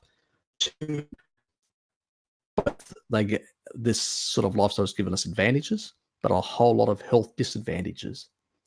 You go back and you could see those North American plain Indian fighters, warriors. They could jump on a horse at the age of 70 or older, like Sitting Bull and many of the others, and go into battle. Try and find me people in our world today at that age that have the capacity. They'll probably fracture their hips. Complete different physiology because of our diet. So it plays a big role. But, nowadays, unfortunately, we're brainwashed and opportunist. We've still got that calorie opportunistic thinking mentality. It's still hardwired into our system. And so when we hit the supermarket, God, the sweets are great. Yes, we go after them like like there's no tomorrow, the majority of the population. And that is why they're so sick. Yep. As I said, like the Chinese, for instance, that have been consuming for a very long period of time, they have the ability to create endogenous, because they had limited access to foods. They were shorter, much smaller, and all that, because they didn't have high quality protein. The body will shrink in size. You could, if you've got really deficient protein diet, you'll end up a pygmy. That's short and that's small. The body will adjust to the calories in the environment, to the nutrients in the environment. So at the end of the day, yes, it's not optimal, these, in that regard. And also they can produce more endogenous choline. So the Chinese, as I said, the Han Chinese, 76%, with the Northern Europeans only 9%. So if you're able to support the other methylation pathway, you can basically reduce homocysteine from a higher plant-based diet. People that are not Southeast Asians or Chinese or whatever, that live in Central Asia, Europe, Africa, Australasia, and the Americas, which is the overwhelming majority of the world, those people don't do so well. So let's stop it. Let's stop looking at Chinese studies on some of these things, because we're going to get the wrong conclusions. And again, Chinese consume quite a bit of pork as well. We sort of ignore, but pork has another advantage over beef on a carbohydrate diet. Pork has the lowest insulinogenic effect. That means pork has very low insulin response in regards to other sources of animal protein. And so when you combine it with rice, you've got also more work that these people do, physical work, so they actually burn off that glycogen. That means the amount of sugar and fat at the same time, and also anabolic sort of pathways being pushed, like leucine, their level of leucine in that mix is much lower. So as a consequence, you get less of an insulin, IGF-1, and mTOR activation. It's a much lower. So if you have beef with rice, you're going to have a bigger anabolic effect compared to. That's why a lot of the bodybuilders they don't use pork, because they know pork doesn't give them the same anabolic effect. So you have to understand that a lot of these populations consume certain foods that had less of an anabolic effect.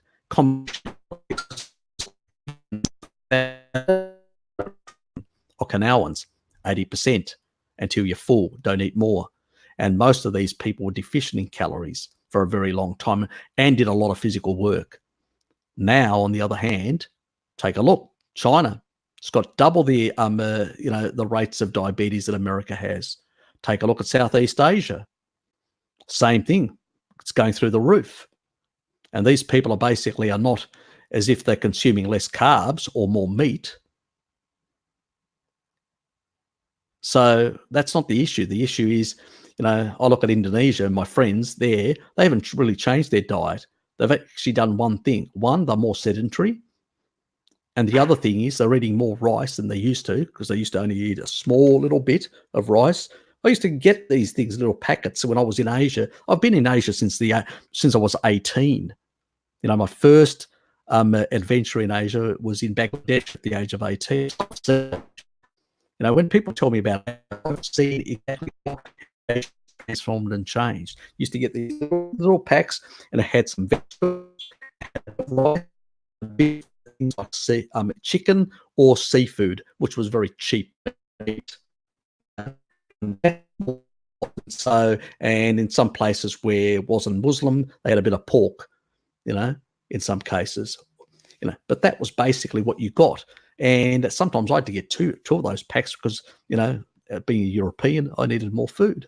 Well, that's what I thought anyway. And these guys were just having one of those and doing a whole lot more physical work than I was doing at the time.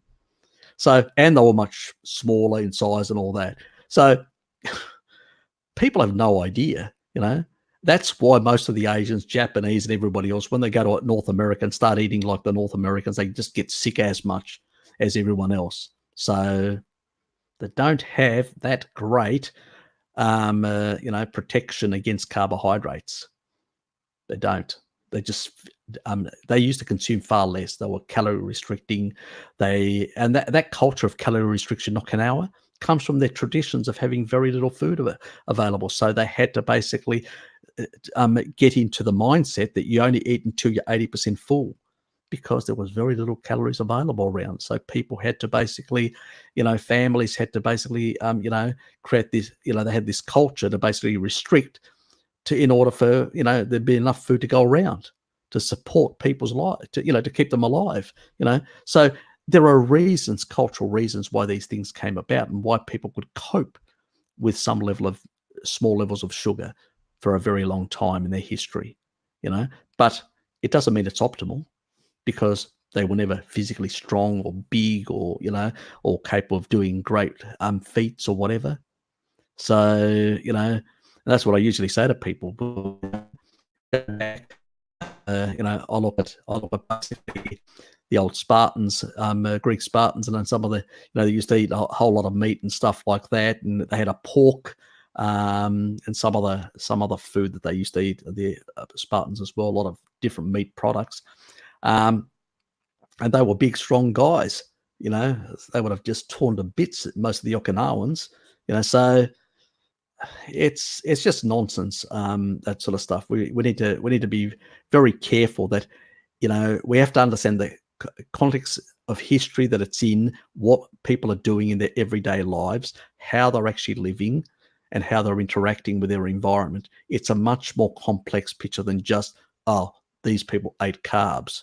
They were low glycemic in most cases. They didn't have refined sugar. They didn't have refined oils. They didn't have a lot of things, and they consumed very low calories because they didn't have access to a lot, and they did a lot of physical work. So it's completely different. I look at now, you go to Indonesia, for instance, because I've got friends there, and I usually go to Bali, and everybody's getting fat, obese, and basically getting diabetic. A mate of mine, Ronnie, is basically diabetic. And I try to tell Ronnie, you need to cut down, stop cooking with sugar. Every meal, they put refined sugar in it, actual raw sugar. They throw it in and they cook their meals with that because, once upon a time, only the rich could afford that. What do you say? You sort of try to explain them and they go, I'm living the life. You said, you guys in the West eat all this sort of stuff. Why are you telling me that I shouldn't? It's cognitive dissonance, it's sort of, you've got the cultural dimension with a modern sort of situation, and it's, what do you do? It's hard. People have got, if they don't want to listen, they don't want to listen. But yes. Look, I wouldn't eat berries. I think that fruit is the worst carbohydrate you can actually consume. If you're further away from the tropics, it has the highest concentration of any carb in terms of deuterium. So if you want to damage your mitochondria, go right ahead and eat fruit. Fruit, deuterium can be deuterium depletion you can actually get from UV radiation. But if you're away from the tropics, the closer you are to further away from, in terms of latitude, from the tropics, the more animal-based products you should be on. And if you take a look, traditionally societies, and that's what they were on, whether it's Mongolians in the north of Asia. Damn, big fly in here. Oops. My great-grandfather used to basically fill up his pistol and shoot the flies. He hated flies, so do I. God, this is going to be annoying. So let's move on. Yeah, it's the worst stuff. You definitely don't want to be eating it. And I know there are a lot of carnivores out there that go, I'll go, nah.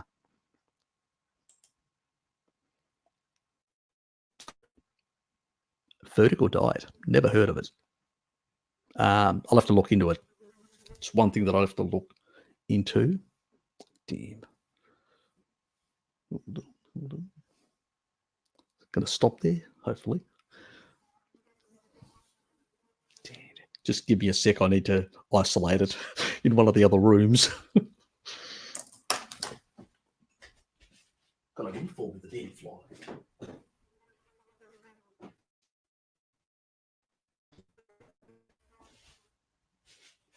Damn. Oops. Oh, maybe I'll kill it.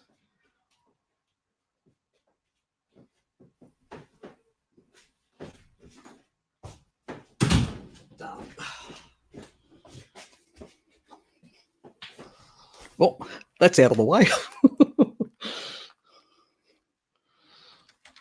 There's a big blowfly, big mozzie.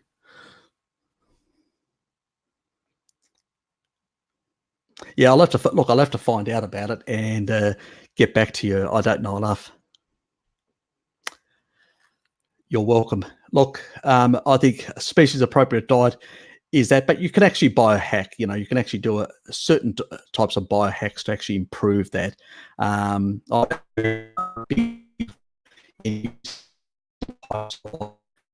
Things like NAD plus precursors, certain types of food combinations, and nutrients to basically, you know, push specific pathways, plus fasting as well, you know, to upregulate those sirtuin pathways, and also to, you know, occasionally I sort of use also MK4 supplementation. So I'll sort of cycle between certain periods and then come off them, and then do diet and then come back on them and do certain cycling, which actually can improve skin tone and stuff like that. So it's a bit more complicated, but it's, you know, one of the many videos that I want to make. I will put a post under this and I'll pin it at the top, and I'll just ask people to just ask me what they would like me to produce in terms of videos.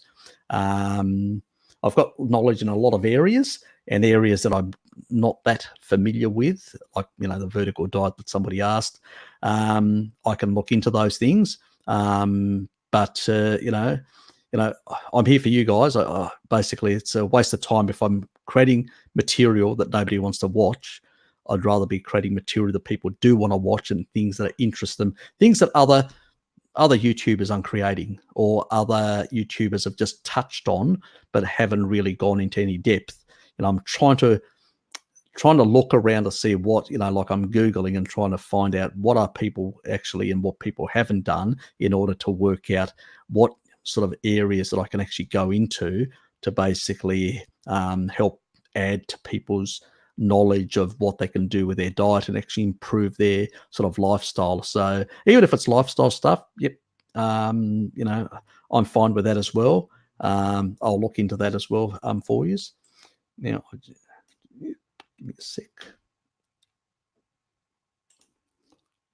I'm really behind on this, I know. Yeah, I wouldn't use it for, no, not for my teeth. Definitely not. God no. No. Activated charcoal is for inside your gut. Take it in a tablet, and yeah, to sort of chelate things. You know, you do not, and also you know, candida stuff and all sorts of other things. It's good for. Yeah, you do not want to be using it on your teeth. No, very abrasive. Yep. Thanks for, you know, pointing that out, just in case anybody got the wrong idea.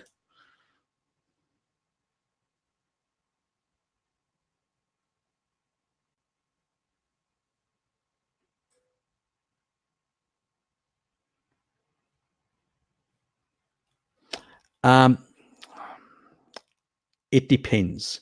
You know, some people will really do bad on a sad diet, or any other diet that's non ancestral.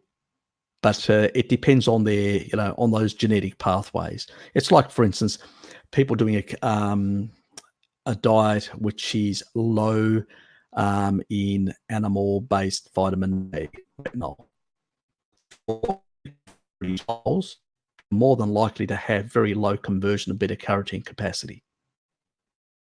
Because your ancestors consumed a lot of cod liver oil, you'll have problems with cell differentiation.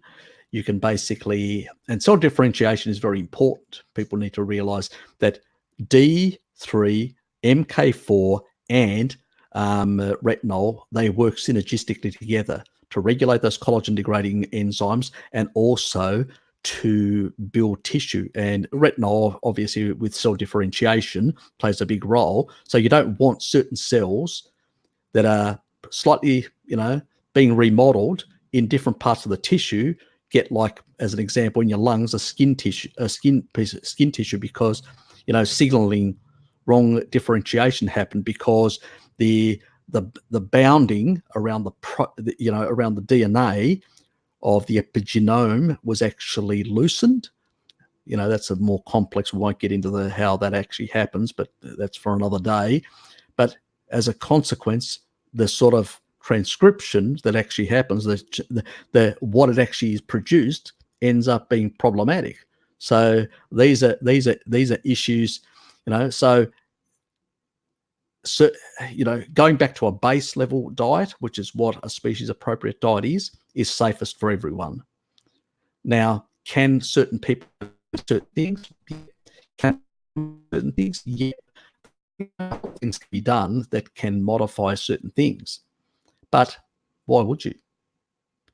Then again, if you take a look at what happens to glycocalyx, that means in your endothelial cells, those little hairline structures that are sitting on, remember, your endothelium, that cell structure at the bottom where those glycocalyx sit on, that basically is also collagen based, and collagen degrading enzymes actually remodel that continuously. So if you don't have the appropriate supply of those fat soluble vitamins, that structure won't work properly, and then those hairline structures won't be able to sit properly on that and will actually degrade in some way.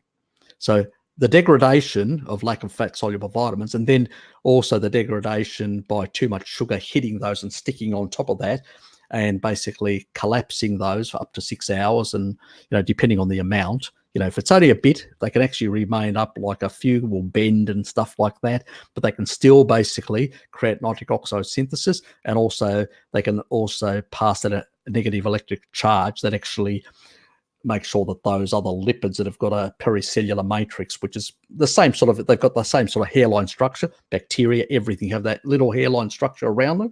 It's got a pericellular matrix, and that basically needs to be sulfonated and have this negative charge. So, negative to negative, they don't sort of stick. This is how glycation happens, this positive charge of glucose sticking on this sort of stuff and actually basically glycating it. A bit is not a bad thing. The body can cope with that, but excessive amounts of glycation and the integrity of the pericellular matrix starts falling apart. And that's when, these lipids and, get oxidized, as we call them, and damaged and all that. They start sticking to the endothelial layers and all that sort of stuff. So no, excessive amounts in that regard. So we need to be very, very careful. It's a different thing when you get nutrients from the food, and they literally go to all the tissue rapidly and get absorbed, and there's a difference between basically when, we tend to eat far more inappropriate foods and all that, engage the Randall cycle, which means we leave a lot of sugars and fats in our bloodstream for far longer, circulating around. And other people have got some genetics, for instance, they can't actually take these lipids out of circulation. If they've got the ApoE44, they've got less receptors. That's another issue. If, on the other hand, they don't have enough chromium in their diet, and I've got a chromium video that actually shows that you don't upregulate the GLUT4 receptors. I basically have made that primarily for us carnivores in terms of being able to get more vitamin C into the cell, but that same pathway also is used by glucose. So, you don't have enough because people now, the soils are piss poor when it comes to minerals. So a lot of our, since the Green Revolution, all our grains have just been, they use petrochemicals. There's no other thing. There's very little selenium, very little of these other trace minerals that are so important for the body to function properly. Your thyroid needs selenium to function properly. You can't convert T4 to T3 without selenium. You can get it in liver, you can get it in eggs, you can get it in a lot of seafoods and stuff like that. But you can't get it in a lot of this other crap that people eat. And so, no wonder hypothyroidism is going through the roof, with all these carb eaters. So, yeah, it's just crazy. I say that stick to a species appropriate diet and you'll have the least problems in your life.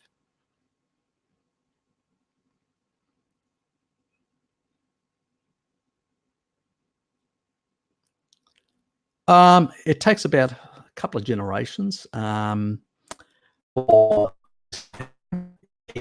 a lot of factors. Different parts of the genome actually will change over multiple generations at a different rate. And a lot of that, we know about a few of the pathways, or we're guessing, really, to be honest. But we don't know enough. But we do know. If you want to induce sterility in cats, like the Pottinger's cat, you need about 5 generations where they're not eating raw meat and they're eating basically all these other type of things. And the cats will become sterile and, will cease to reproduce. But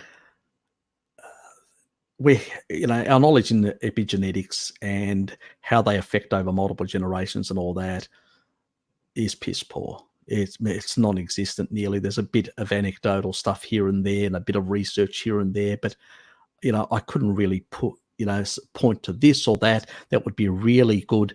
Obviously, over a number of multiple generations. I see it in my family, for instance. My grandfather lived through the war. My father lived through the war. He was very short. And my mother had the same effect, while her brother was over 6 foot, because he lived in he grew up in a period when he had more nutrition available. So yeah, it can be quite pronounced in especially in times of war. You will notice that pronounced effect that can actually happen to caloric insufficiency in the diet. Severe caloric insufficiency. Where they were just literally eating anything they could, even grass, anything they could grab their hands on. Second World War was my parents were born in the mid-30s. So by the time the war hit, they were about in their 5 or 6 years old. So they were very young children. So they suffered the consequences of that. So it's just the way it is, and they were a hell of a lot shorter than me, because of that. So it's just one of those things. People just need to realize that these things happen. But it does take a couple of generations. Japanese are a prime example. After the Second World War, they had a whole lot of dairy and a whole lot of animal products come back into their food supply, and they basically started getting taller, significantly taller than what they were in the past. So yes, it can happen over one or two generations. Yeah, it depends. It depends on the circumstance of the population. It depends on certain genes. Some genes can, because it's not only there are a couple of genes that are involved. There are genes also that are involved with IGF-1, with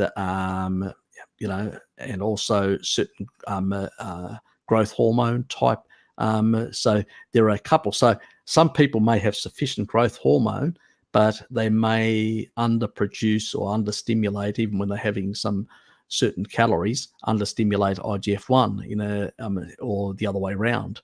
May stimulate more IGF-1 but less growth hormone. There's a lot of variations and a lot of differences due to all sorts of things, warfare and all sorts of things that can actually affect people's epigenetics over time. So yeah, usually major issue. So that's how it sort of works. So generally, pretty much. I don't know of any fish that aren't. I think pretty much the fish world is pretty much carnivorous. And if you think about it, where did all life emerge and come from?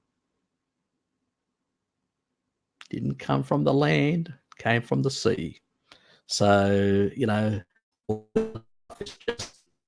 adaptations to a changing environment. That's why I said earlier, most animals do not consume sugar.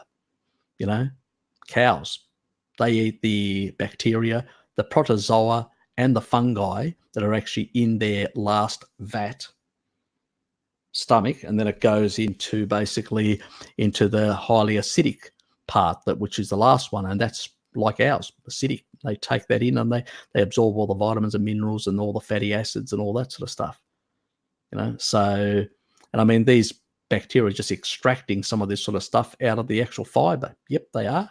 And then they're growing, they're proliferating like mad. And then we absorb those, and the cows absorb those. So that's why Bart called them obligate carnivores. And in a sense, most animals, that's what they do in nature in one way or another, whether it's a direct way or an indirect way. They are prioritizing protein and fat. I mean, you need protein to build, tissue. So yeah, obviously they're going to be, so it's funny, it's funny when people sort of ignore that fact. I showed they have very low, but also that gives them an inability to have a lot of range. And I said that in my video that with Bart, it basically, they can't, because they have these very high glycolytic requirements from the high protein that they consume. They've got very low body fat. They can't use a lot of fat as energy. So they're constrained they can't venture too far. So they're constrained. That's why they never ventured. They were in certain areas and never, they venture very slowly and may take up territory through warfare, but that's about it. Where humans were able to just move out of the continent of Africa and go everywhere, we had sufficient fat stores to basically enable us to do that, to really go places, so without eating for long periods of time. So we have a genetic advantage over them in terms of, that's why we dominate the world today. Good for us.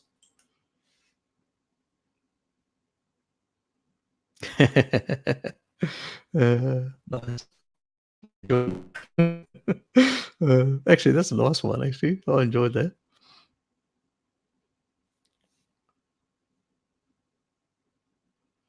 Oh, look, what can you say? Yeah, look, I know. I've seen it. I've seen people basically, and the worst thing is, I don't blame a lot of these people, because I actually see a lot of these people. They're actually going to the pet stores and they actually ask what to feed my cat or dog or whatever. And even my sister did the same mistake. The vegetarian one, and basically, she now, for her cat, she buys, she just gives it raw type meats. And raw food, and because she realizes that is what is appropriate for the cat. And you should see, Lucy has a beautiful coat.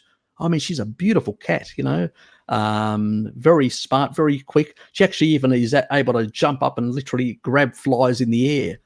Now, I've seen many other cats and they're lazy ass and they can't even get off the couch, So yeah, a bit like their owners, carb loading.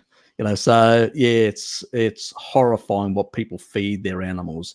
It is a sort of an abuse, an animal abuse, and vegans are the worst culprits. And then they lecture us about say.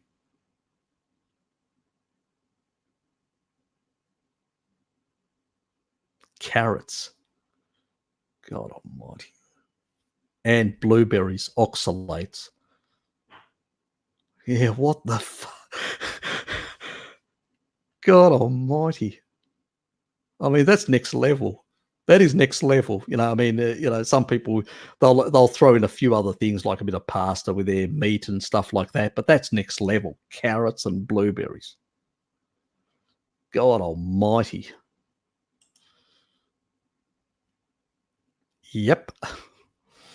They take kids away for child abuse. Maybe they should be taking those animals away from them for the same reasons.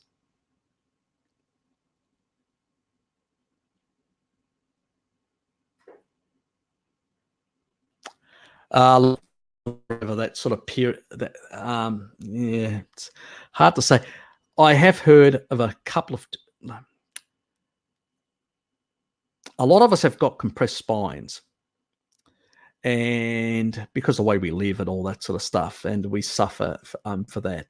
And there is supposedly there are a couple of techniques that where you can actually create that that J type spine. And I sometimes do it when I'm walking. I'm trying to squeeze my glutes and all that. Yeah, it looks a bit weird. I try to look around to make sure nobody's noticing what I'm doing. Because exactly.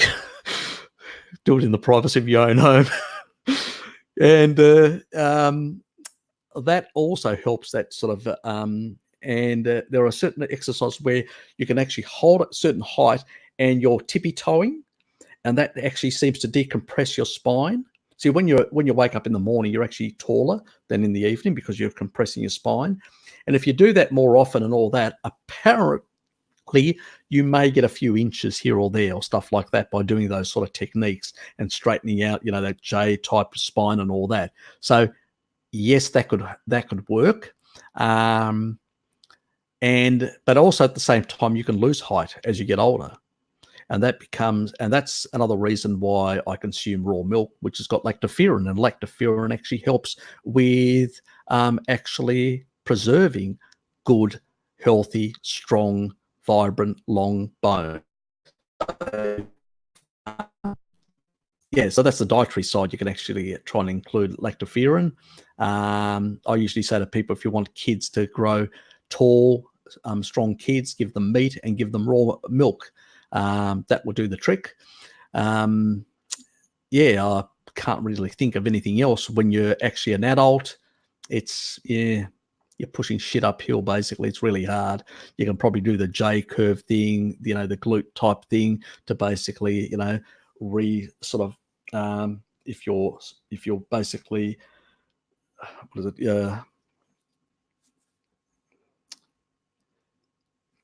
To basically sort of reposition,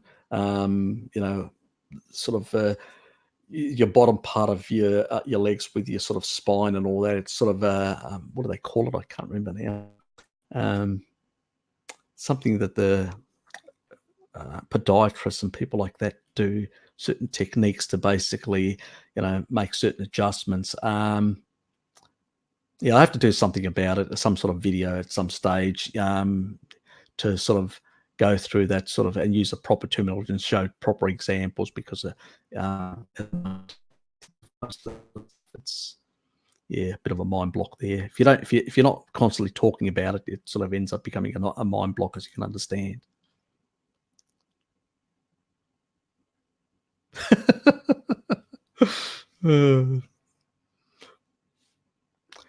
Actually, I did a bit of. That's one thing that I do miss. I used to do quite a lot of hunting when I was younger. I don't do anymore.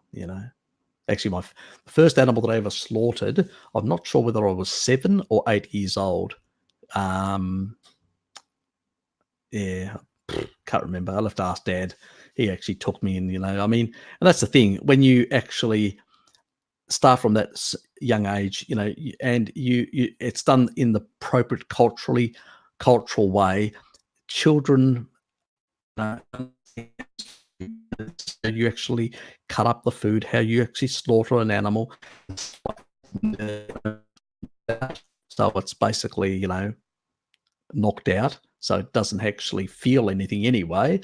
And the other reason why you knock it out, which is important, is you don't want it to be stressing while you're killing it, because it just increases ammonia and other things like that. It's not a very healthy way of actually getting the meat, you know. So, I mean, lions don't really give a shit because they just go in and just eat it alive, and just tear into the organs and try to maximize the nutrition, leave the rest for the hyenas.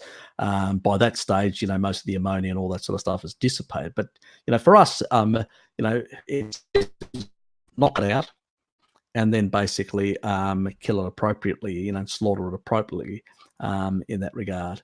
I do miss that sort of stuff. It's not very easy when you're a city slicker. I did live in rural areas or semi-rural areas in the past, and I had access and I could do a lot of this sort of stuff. Now I'm sort of in the capital of Hobart in Tasmania, so and in a suburb as well. So I'm a complete city slicker. I don't have the same access. The only things that I do nowadays is just a bit of fishing. That's about it.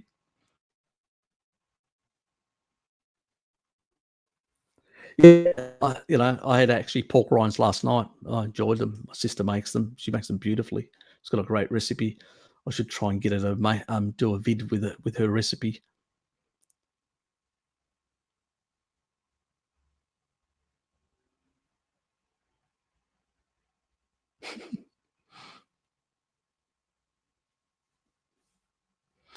I'll leave that as a comment.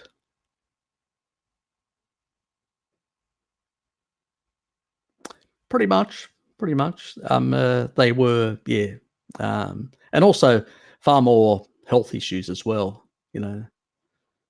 Um, as a youngster, I actually walked around Dakar and noticed all sorts of things.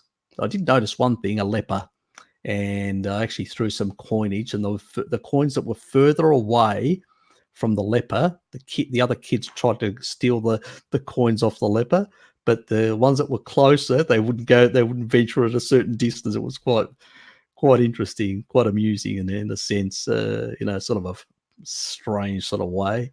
But I said, I thought about it after this, a couple of years after. I said, there, that guy, even though he had that disease, he had a bit of a comparative advantage against the others. Nobody would get anywhere near him.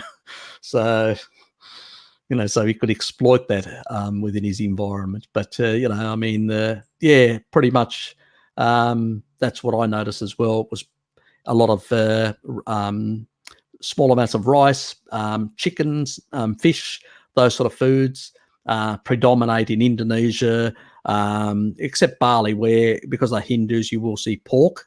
But you won't see it in the majority of the other parts like Malaysia, those sort of parts there, in Malaysia, you will, amongst the Chinese.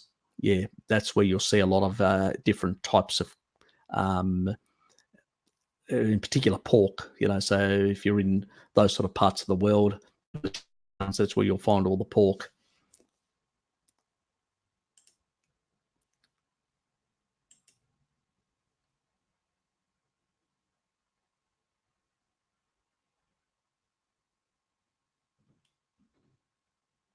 Interesting.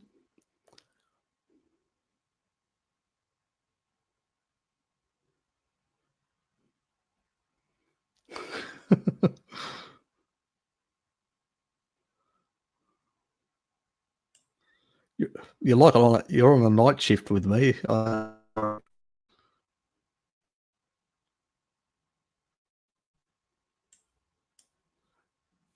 His time zone is, yes.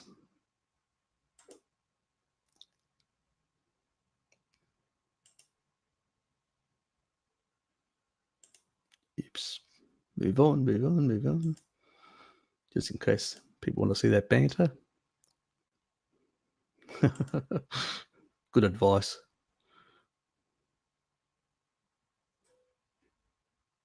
You're probably right.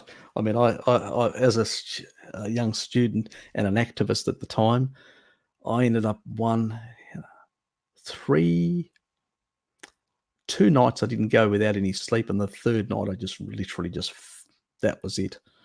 So yeah, yeah, yeah. That was the life. It's a long time ago. It'd kill me now.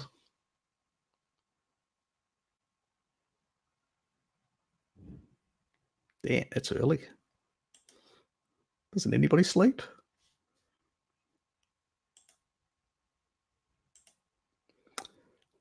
Shuffle through these. Oh, we're at the bottom. Well, guys, this has been pretty interesting. I've really enjoyed it. Um, we're about 3 hours in. God, I didn't even realize it. Must be having some fun, you know. I've enjoyed it. Thanks, guys, for the ones that have persisted and stayed on for this long. And I know some of you guys are sort of early hours of the night.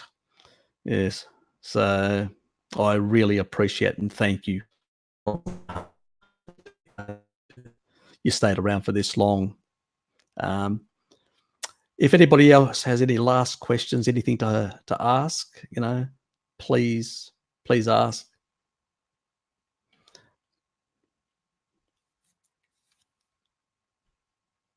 Nothing. Okay. Good night, or good day, this planet. If you haven't subscribed, please subscribe. If you haven't ticked the like button, please tick the like button. And I will put a little note comment just asking people to let me know the sort of material that they would like me to do and focus on, because you guys are, I'm wrapped, considering some of the hours in the moment. I really appreciate your time and your patience. Thanks, guys. Really appreciate it. And if you want me to do something specific, you've got some sort of ailment, something that really concerns you as well, let me know, and I'll help you as much as I can. Take care. Good night, and have a good day to those who are in daylight time. And hope to see you again next week, similar time. Take care, and see yous. Bye.